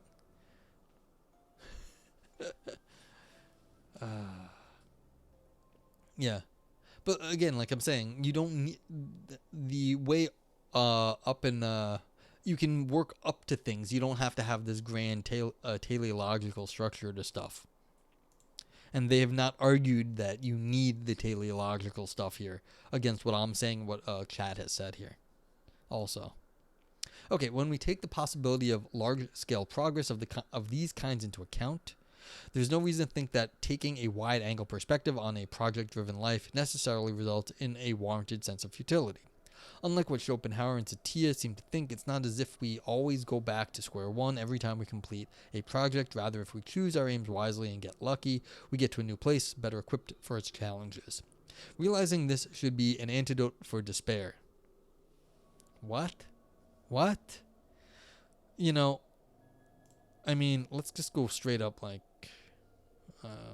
go back to yellow's fine. If we get lucky, then it should be an antidote for despair. Like, right here, like, this is like, come on. Like, come on. Like, if you have to get, oh, damn it, I have to fix this. Yeah. And mine too, reading rap. This author has not given a mechanism. They're stating their position. And that's okay. But stating your position is not sufficient for this kind of paper.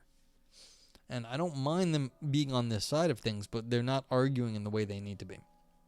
And an antidote for despair shouldn't be relying on getting lucky.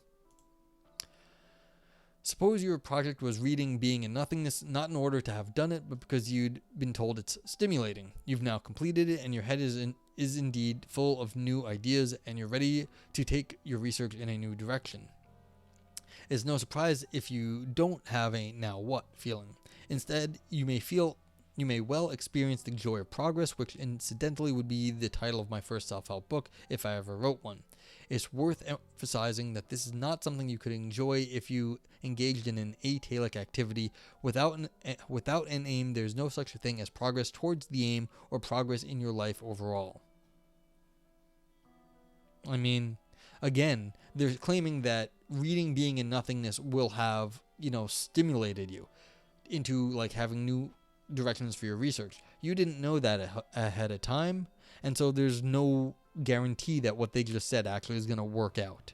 You could read Being in Nothingness because it was stimulating, and then, instead of not having a giant project, you could then think about new ideas and be happy. And yeah, it's like there's no problem here. There's no problem of it being an atalic activity. Yeah, it's like, of course you could get new ideas without actually having a purpose in mind ahead of time. You didn't know what your ideas were going to be ahead of time anyway. That's why you read the book, or you could read the book and then get ideas. It's like, it doesn't matter. How might one object to this sort of cautious optimism about meaningful atalic activity?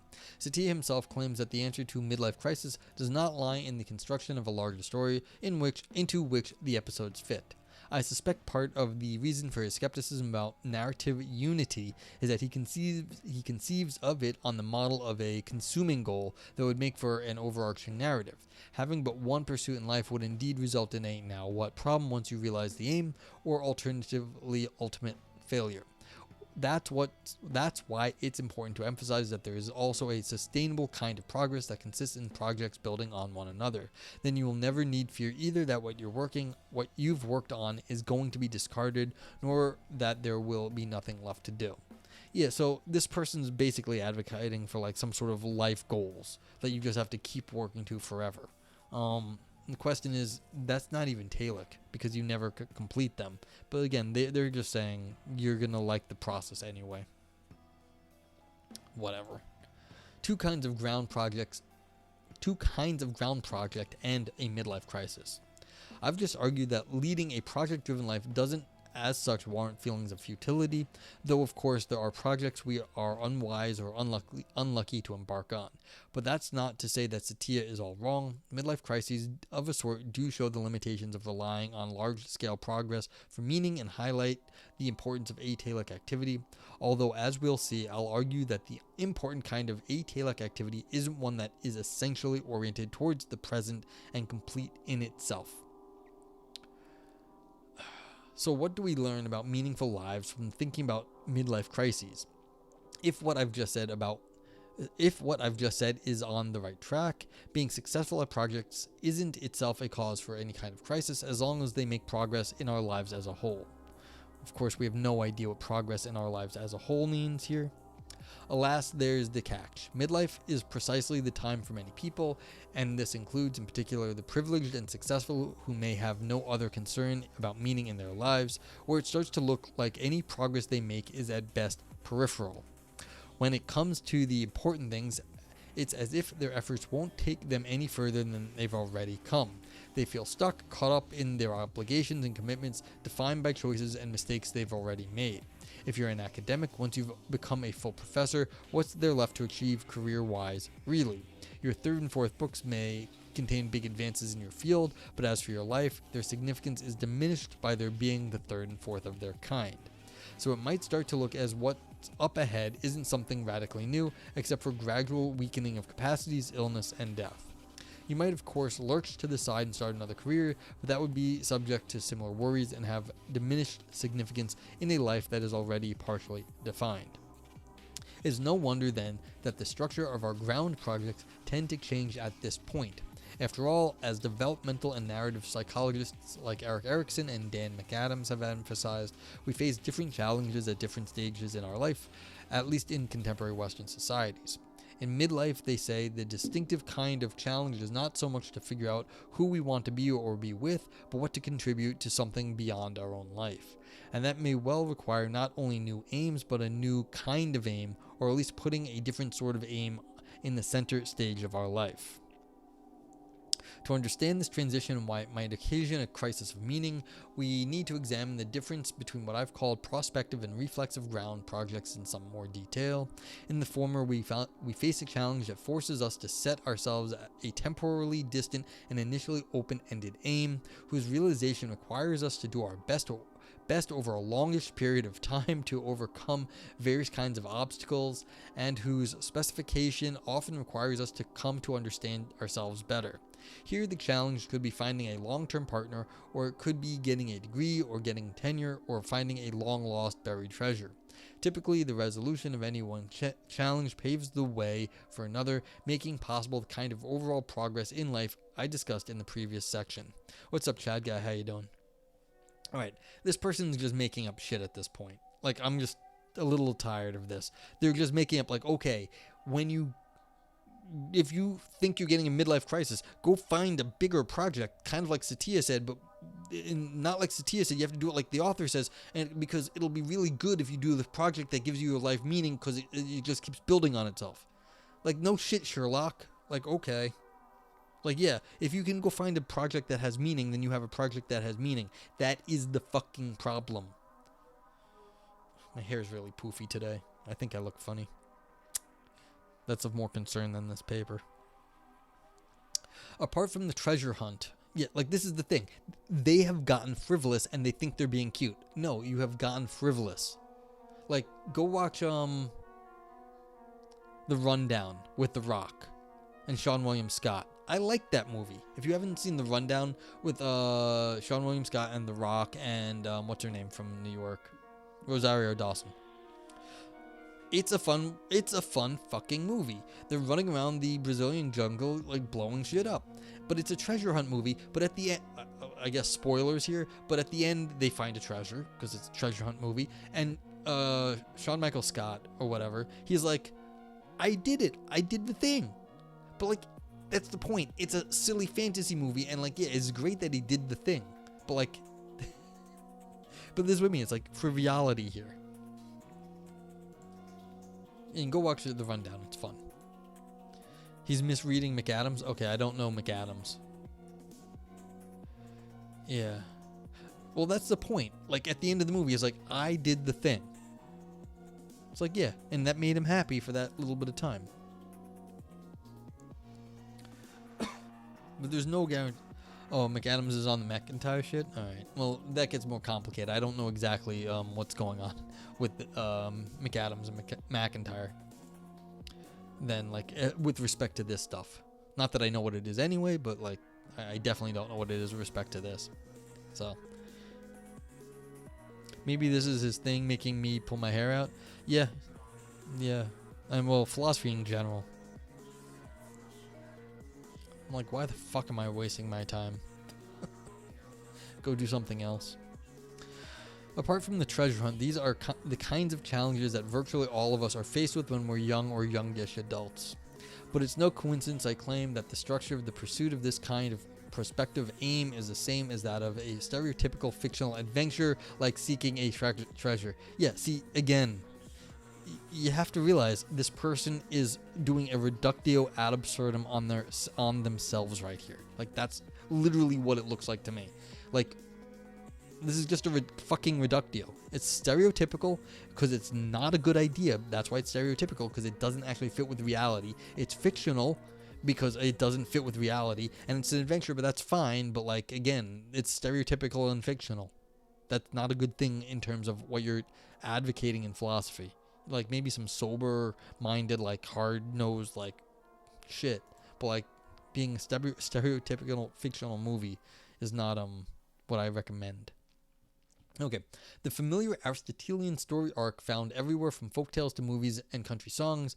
An initiating event leads to conflict, which leads to efforts to solve the problem, which culminate in a turning point that is followed by denouement, corresponds to the teleological structure of such projects, which we might thus also label adventures in terms of their narrative mode. It's notable here that prospective projects also have a characteristic emotional arc with a big payoff at the end if we're successful. Generalizing broadly, such projects begin with a desire for the aim and some level of hope of getting there. The pursuit of the aim involves feeling like fear, excitement, and sense of competence, and realizing it offers joy or relief or satisfaction. An additional boost to good feelings is that in the end, you or anyone else can point to the finished product and say with pride and admiration, "There it is, I've done it, yay, woo!" Even failure may have the silver lining that at least we feel alive when we have big emotions like grief or disappointment and no longer suffer from uncertainty. In David Vellman's terms, prospective projects come with an emotional cadence that resolves one way or another, whether it's anxiety relief or a hope dashed. I mean, yes, but you don't want the grief, but like, you may feel like, okay, at least I did the thing, even if you're sad at the end. Like, it's one of those, it's better to have loved and lost than to never have loved at all. It's like, okay, maybe. I don't know if that's true in all the cases, but like, yeah, people do at least say that. Reflexive ground projects like governing a country, parenting, or monitoring nuclear weapons are different, however. Instead of being directed towards a temporally distant outcome, they aim at an end that is realized to some degree at each moment of the project's duration, insofar as one is successful, but not for good. They are thus atalic in the linguistic sense that Satir uses. You can stop governing a country, but you can't finish or complete governing. But as ground projects, they are not strongly atalic in being somehow done for their own sake, that is having no further end, or being automatically complete, like Satir's favorite example of going for a walk with no particular destination. Recall his emphasis on you're already there when you're just walking. I'll say that they are weakly atalic in that while their aim can only be realized in and through some constitutive activity, and only for the duration of some such activity, their aim is nevertheless distinct from the activity itself. We don't do these things for their own sake, but for the sake of some value that they realize when they're done well. They have a telos that provides them with a standard of success or failure, so you can perform them better or worse. Not to bring up like depressing examples, but some people shouldn't be parents.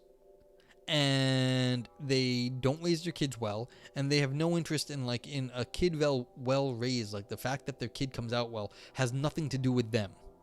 And this happens quite often. Like, kid grows up bad parents, but they end up okay in spite of their parents. And so the idea that like this is what's giving these people meaning, this does not have to give people meaning.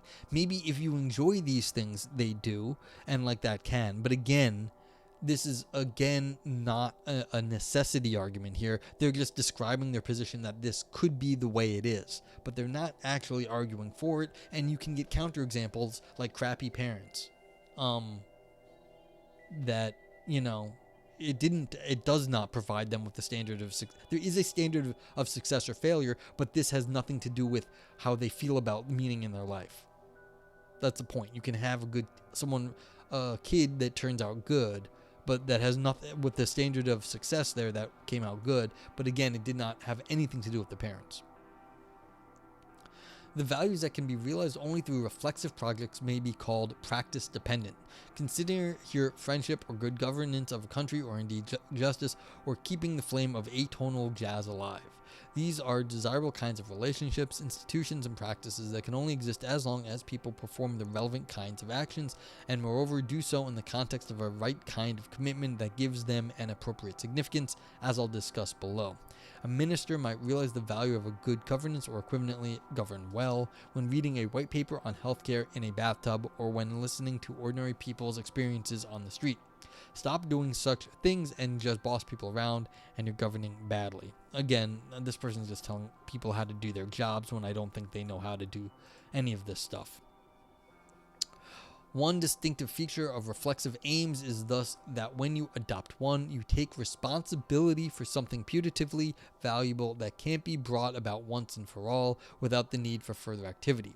In the bad case, such responsibility is thrust upon you. You can, to be sure, realize the aim at a time and for a time, but not for good as long as the task exists.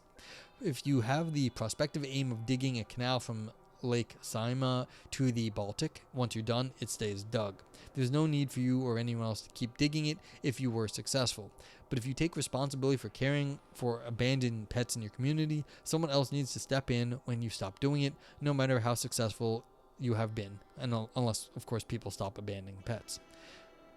You do realize, author, that like maintaining waterways is a lot of work. You have to dredge them. You have to, if there's a canal, you have to make locks that will stop working without regular maintenance. Again, this sounds like someone making up examples that they don't really understand all the details going in.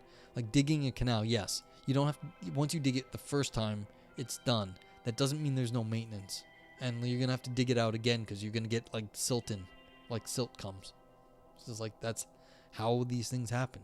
You have to dredge the lakes, you have to dredge canals, things like that. Yeah.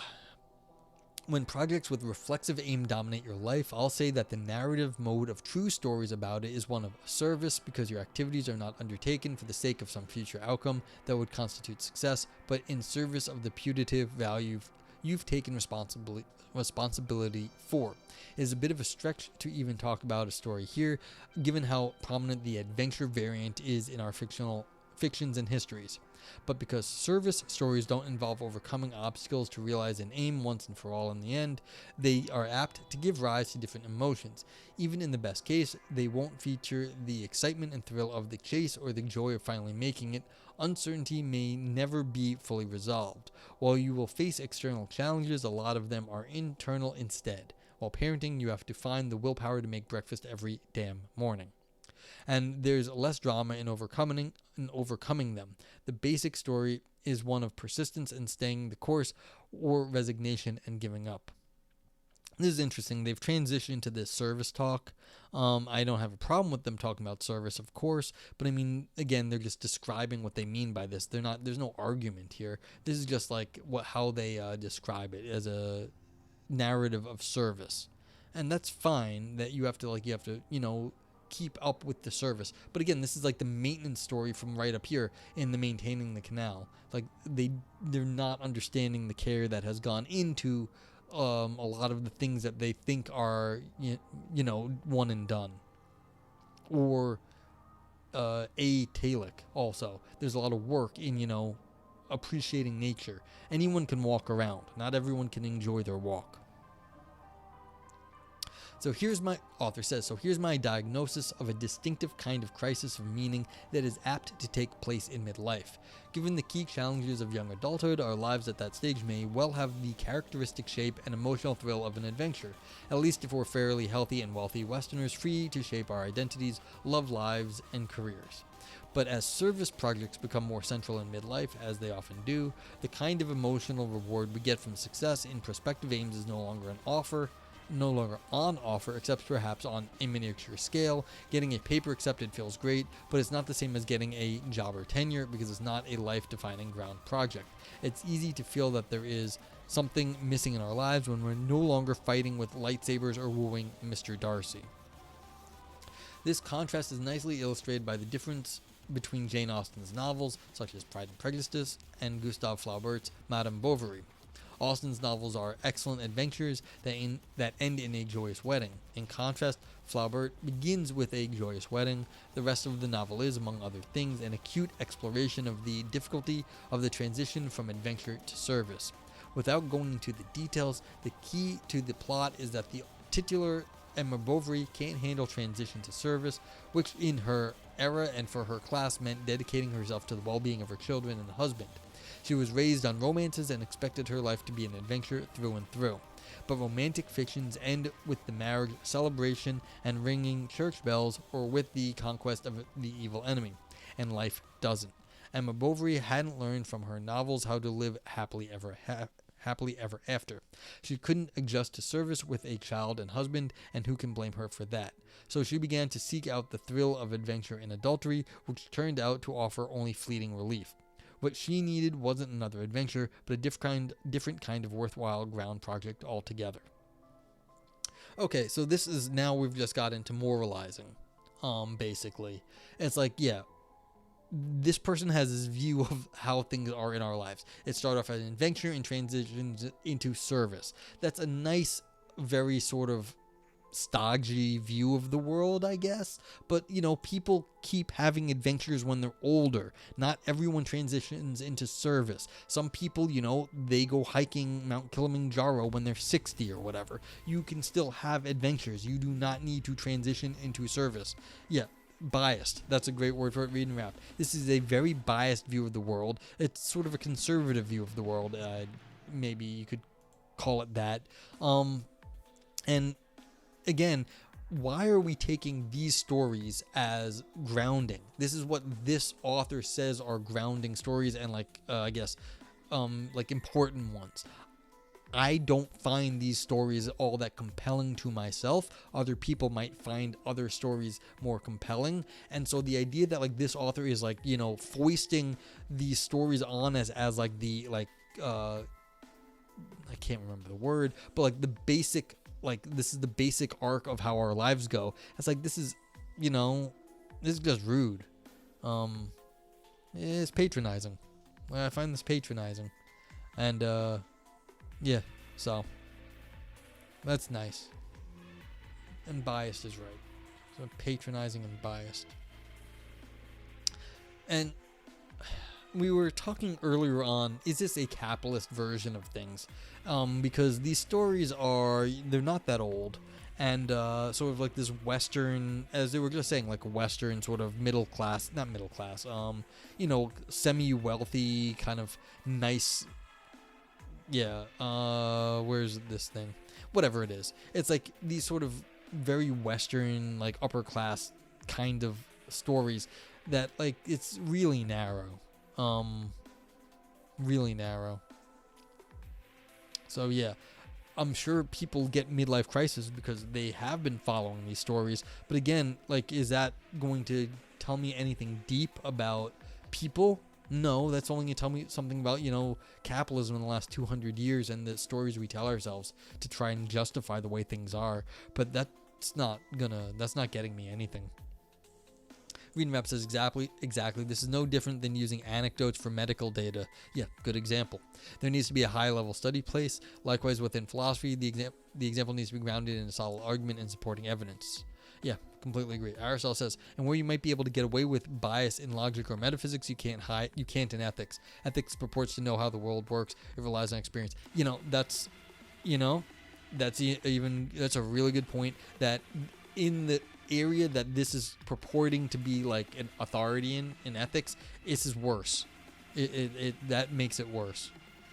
So this is just coming off as what's the the WASP, white Anglo-Saxon, not WASP, white Anglo-Saxon Protestants. It's it's just the sort of Western upper class sort of viewpoint of the world. and it's I forget there's an acronym for it, but I can't. This is what goes when you stream. You get streamer brain. Anywho, I think people get the point.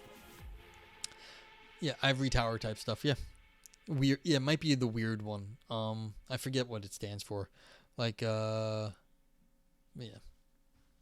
you understand. Western, educated, industrialized, rich, democratic. Yeah, that basically, like, you're from this kind of area of the world, and these are the stories that we've been telling ourselves for like 200 years. But that's basically stories only for this sort of thing, and not necessarily good, and basically I think tied to like the local culture, because these stories change over time, and there's nothing knocking these stories. Of course, they're important stories for the time and place, and maybe even longer than that, but you can't base your ethics on them. Oh, sorry. Okay, meaningful reflexive projects.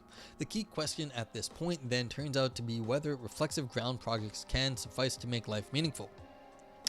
I mean, I'm sure they can for some people if you are in this sort of group of, like the group of people we've been talking about. Like, yes, sometimes. After all, some people's lives are always characterized by such projects, either by choice or force of circumstance, and other transition from largely prospective aims to largely reflective aims in midlife, as I just observed. No, you just pontificated, not observed.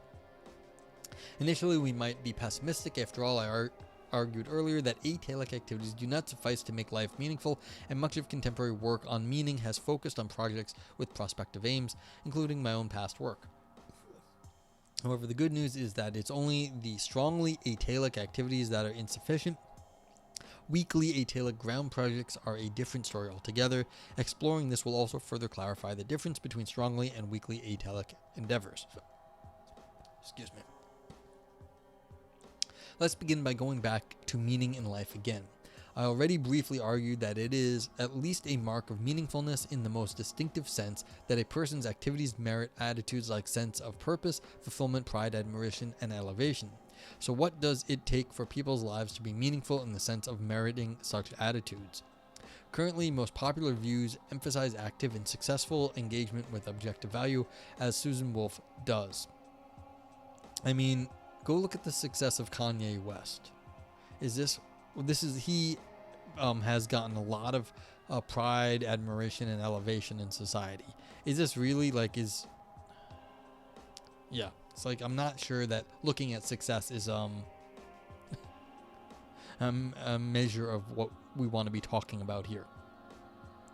Others have observed that success can't be easy or accidental, but must come from exercising our capacities, perhaps the very ones whose importance perfectionists have traditionally highlighted. Readmap says, my sociology professor used to reinvent that acronym and state white, elitist, individualized, racist, and discriminatory. That is very, that seems on point. Such views could be supported by bottom-up, by considering what paradigms of meaningful life have in common, or top-down by considering the nature of the relevant attitudes and thus what makes them fitting. Here I'm just going to assume that something in the ballpark of these popular views is the correct account. Yep, just assume that everything they just said is right. Okay, that's fine. Our question is whether our lives can be meaningful if they are dominated by reflexive ground projects. And that turns out to be the question of whether we can bring about something of objective value by successfully exercising our capacities in such projects, perhaps especially if in doing so we have to overcome challenging obstacles so that the achievement is difficult. Yeah, well, we need Shane here. I bet Shane has a bunch of, because he teaches sociology and history, and he could have like scathing acronyms for, I bet he does. It would be kind of funny. Okay, the good news then is that this is undoubtedly the case if what I said above about practice-dependent value is correct. Being successful enough in reflexive aims, and hence doing the sort of thing that this entails day after day, is how we realize the value of personal relationships, or protecting the natural world, or a healthy society, or keeping the flame alive. Of course, this presupposes that these are inherently valuable relationships and activities, and I can't give a proper defense of that claim here. For some of them, one could appeal to a recursive principle akin to Thomas Herke's claim that loving the good is itself non-instrumentally good. If it is intrinsically good that certain types of art or people or ecosystems flourish, then activities that constitute pursuing or protecting such flourishing are themselves non-instrumentally valuable. Or if the welfare of a child is intrinsically valuable, then taking responsibility for a child's welfare and successfully carrying it out is valuable. I'm not going to worry too much about making this case, since I take the basic claim that there are at least some genuinely valuable practice-dependent goods to be overwhelmingly plausible. Since success in reflexive projects of the right kind is a way, and indeed the only way, to realize certain important goods in our lives, it does merit the kind of attitudes associated with meaningfulness. Does it? How? As Read and Rap asked earlier, how? Just because you do it doesn't mean you automatically get the mental attitudes. There is no guarantee that doing something causally creates a mental attitude in your head. None. This is what I was saying about the bad parents before. Suppose Lisa has taken responsibility for running the local dog shelter as a volunteer. If she discharges this duty well day in and day out, she's right to feel competent and confident. Yet people feel like crap, even if they're doing good things. Like, do you not realize that she's right to feel that? That doesn't mean it happens. I mean, people, again, like, we're not talking necessarily about, like, mental problems here, but, like, you can do good things and not always feel good about yourself. Like, there's a disconnect there. She can handle difficult people and put mistreated creatures on their paws again, and persists in doing so when there are far easier things for her to do. She can take pride in a job well done, even if it's not like completing a quest to slay a dragon. There is at least some point to her life, and correspondingly a reason for her to go on living. Again, paternalistic. You don't know her struggle. This is what you think from the outside. And indeed one and author says, and indeed one that is not easily exhausted.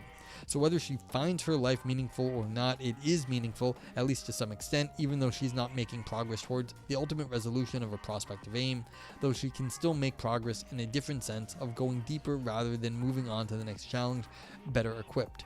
Again, the author here is imposing what they said is meaningful onto her life. That does not mean that she sees the world the same way you do, author.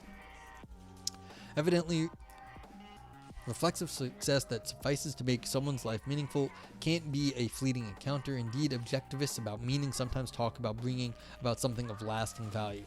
This could be an achievement whose value endures, like a landmark painting, but it could also be a matter of taking responsibility for a practice-dependent value for a long duration.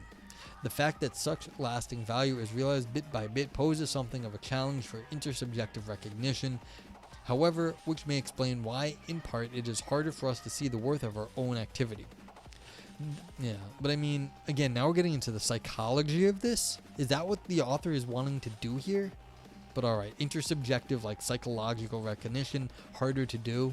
Like, harder for us to see the worth of our own. So yeah, we're talking like the psychology of recognition now.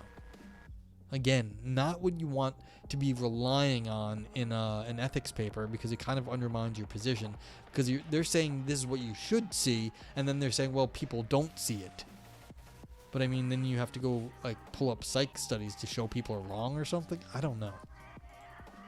The fact that say Lisa rescued and found a good home for Mira, a Labrador abandoned by the side of a highway, is something worth celebrating a bit, but on its own, it doesn't yet merit much admiration.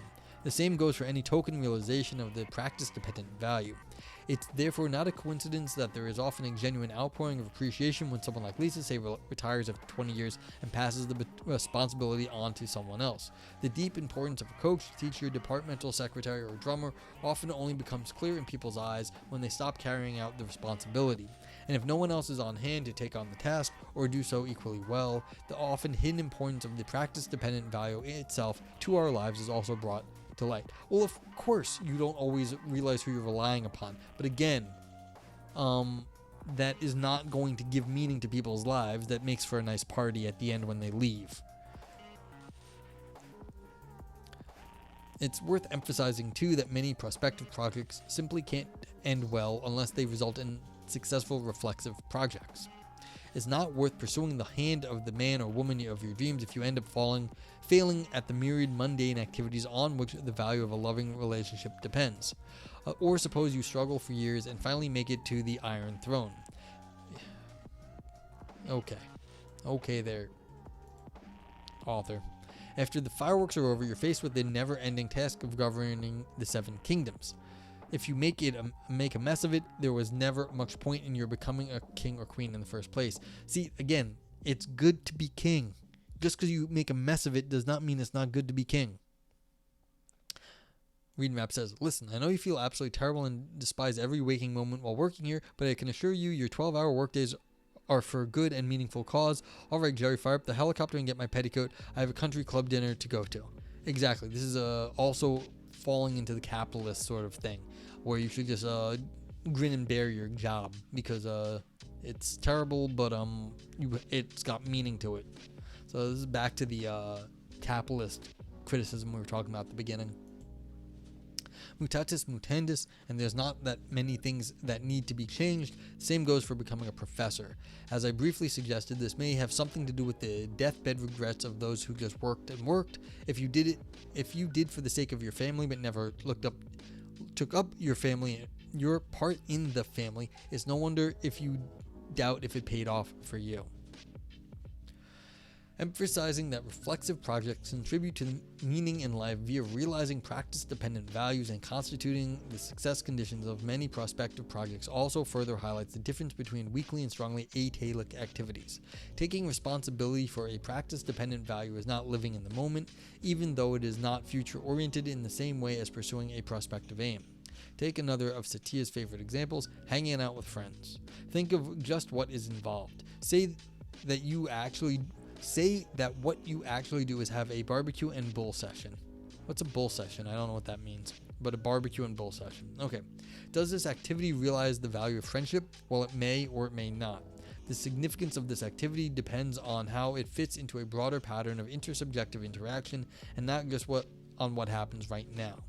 Would the people you're hanging out with be there for you if you got fired from your job?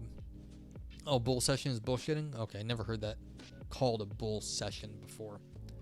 Would they be there for you if you got fired from your job? Would they call you up if they had an extra ticket for a show? Is this a bunch of people who have shared the good times and the bad times with you in the past? If not, it's misleading to even talk about hanging out with your friends. But you defined it as hanging out with your friends. That's what you said you were doing. Like, you can't go and be like, well, you didn't do what all the friends were. That's what they said you were doing. Yeah, weird. The significance of an activity depends on such facts about what has happened, what will happen, and what would happen in certain contingencies. And crucially, for my purposes, the value of meaningfulness of the activity supervene on its significance.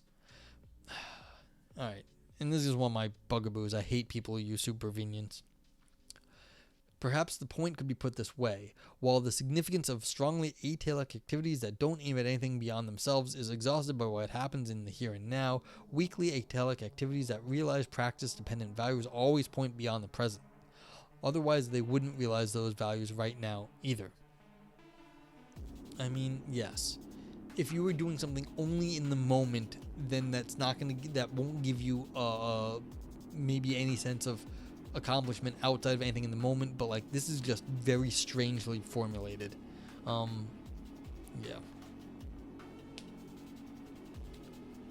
Very strangely formulated here. Like, and again, I don't like people who use supervenience except in very clear, very minimal usage, and this is not minimal because they're saying how something relates to its significance, but they don't. This is how it always gets used. They're trying to say something relates to its significance, but they don't want to say how. Again, we're not talking about how your activity relates to its significance. And that's why they use supervene. It's a dodge for never explaining how something actually is causally related. Supervenience needs to die. Alright, thinking about significance helps understand the distinctive way in which reflexive projects do remain future-oriented and thus merit being called projects. True, they don't aim at an endpoint, but in taking responsibility for some practice-dependent value, we commit ourselves beyond the present, whether commitment is open-ended or temporarily bound. As Cheshire Calhoun rightly stresses, commitment in the relevant sense goes beyond merely planning to do something. After all, plans are easily revised, in involving various attitudes towards its object and being resistant to change. Calhoun herself questions whether such commitments are necessary to or even conducive to meaning, given that carrying out commitments may well on balance require us to do things we do not value for their own sake on a moment-by-moment basis. After all, Lisa might not be particularly into dealing with managing the accounts of the dog shelter or scrubbing the floor clean after one of the animals has an accident. Reenrap says he uses them after all a lot. Yeah, I mean, I don't want to. This paper has enough problems. I'm not going to get after the writing ticks on like the writing sort of style here. I don't love the writing here, but I mean it's clear enough. And I've been tripping over some of the words, but I mean it's not terrible. It's one of those, using after all is kind of one of those. It's a crux. It's saying, and like this is how things work out. This is just like how it is. In the last analysis, turns out that whatever. In the writing, well, I mean, I'm doing writing analysis here, so yeah. And there's bigger things to criticize instead of not just the after all. But I mean, you're right, but it's not the my beef with it. Okay, Calhoun describes this as a conflict between temporally local and global meaningfulness, but I think this way of talking obscures what is going on. It is true that commitment will often entail doing things that don't in themselves resonate with us, but to capture that truth, we don't need the language of local meaning. From the perspective of meaning in life, we do need to distinguish between doing the accounts of the shelter just as a means of making money, as a hired hand might, and doing so as a part of caring for animals. Given Lisa's commitment, her action can be thought of under the latter description. That's why it, too, contributes to the meaningfulness of her life in spite of not resonating with her. Indeed, she can be proud of doing the accounts, in part just because of that. There is a prudential conflict from her perspective, all right, but it's not a conflict between local and global meaning, but rather between meaning and other goods like enjoyment. So here, once again, the meaningfulness of what we do right now depends on how it fits with a broader temporal context, even if the project doesn't aim at a terminal point. I mean, I'm not even going to be angry with this. I mean, this is just, this account of it, if you are looking at things in this way, is not a bad account. So it's like, yeah, local versus global meaningfulness, that might be the wrong way of looking at this stuff. And so, like, you might have a meaning and then, like, doing other things as part of the meaning, or in service of the meaning that are not meaningful in themselves. That's fine. This paragraph is like, okay, but whatever. Conclusion, we're almost done, hooray. Schopenhauer and Satir rightly remind us that success in individual projects does not suffice for a warranted sense of meaning in life, but that's not because they only beget yet further projects so that we'd be better off living in the moment. Rather, meaning is to be found in the various ways of making large-scale progress. The fuck is progress? From building on what we've learned to deepening our understanding, and in the various ways of taking responsibility for valuable tasks that are never completed but can be performed better or worse.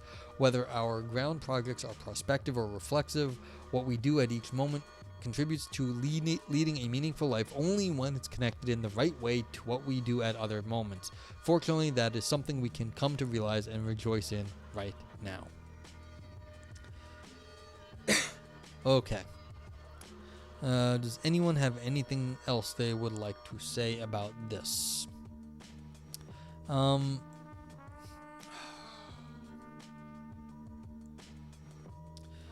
Okay, wow. Wow is a good thing. Yeah, this is just sort of...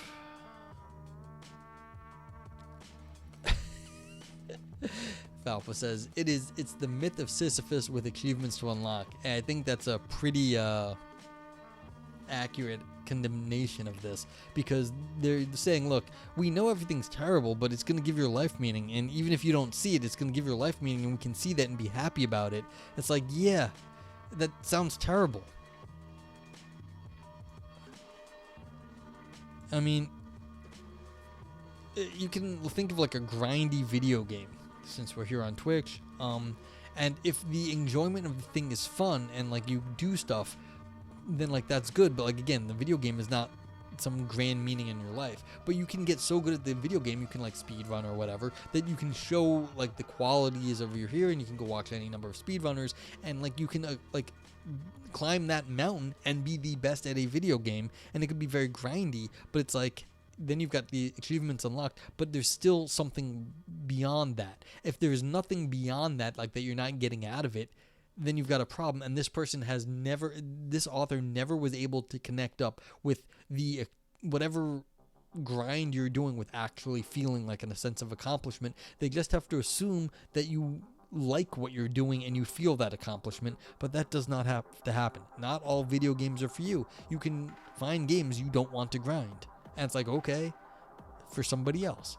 But like, there is no connection here. They have not explained anything about how you actually get a sense of meaning, just that they think you do.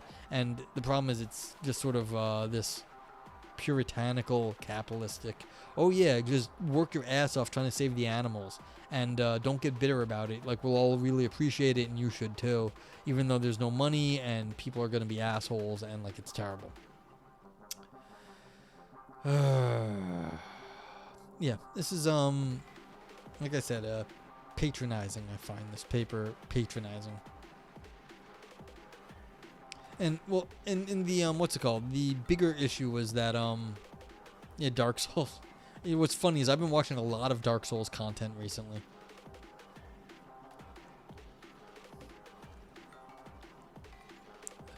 It's interesting. You wonder where your disagreement is. Like you said,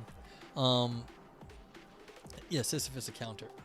What I would say my biggest problem was, I don't think they appreciated the ground up approach to, like, you know, making things of importance.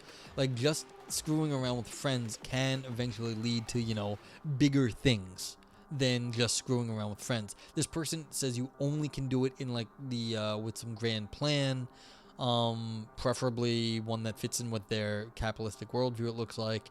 But you can just be having fun with friends, and like, if you're enjoying yourself, like, maybe you will make some like interesting things out of that.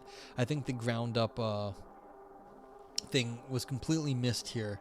They really didn't understand that the value in doing things that are enjoyable can grow beyond just enjoyability. Oh, SMB comments. So let's see what that is.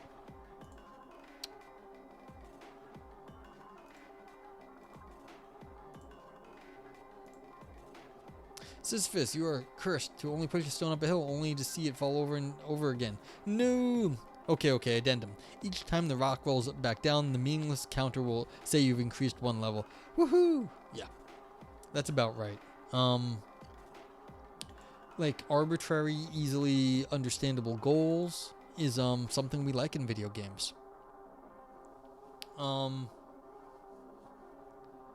It gives meaning to, like, it gives life is hard. Like, this is the problem with this.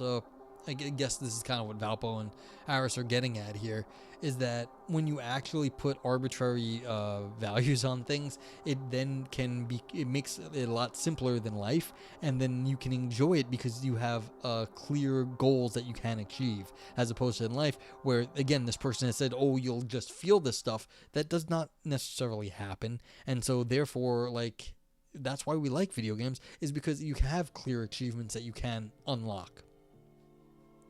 Read and Rap says, he also seems to forget that often those pleasure activities, as he describes, have often historically led to breakthroughs of discoveries. Even with his own paradigm, dismissing those things seems a bit silly. Absolutely. It's not a straight line, and how things get done. And so the idea that you need a straight line in terms of like your life is, I mean, again, people do like those stories, that those stories do not work for everyone. So the idea that you can just follow this sort of very typical, you know, go to school, like grow up, go to school, get a job, do your projects, have your mini midlife crisis, readjust into like a life of service as opposed to having like a life of adventure, and you'll all work out. I mean, that's nice and it works out for some people, but that's not going to work out for everybody. So it's like, it's just, and it's a naive view of how life progresses. It's just again, naive in terms of a lot of the examples here and how things actually happen in the world. Okay, don't think I have anything else to say right now.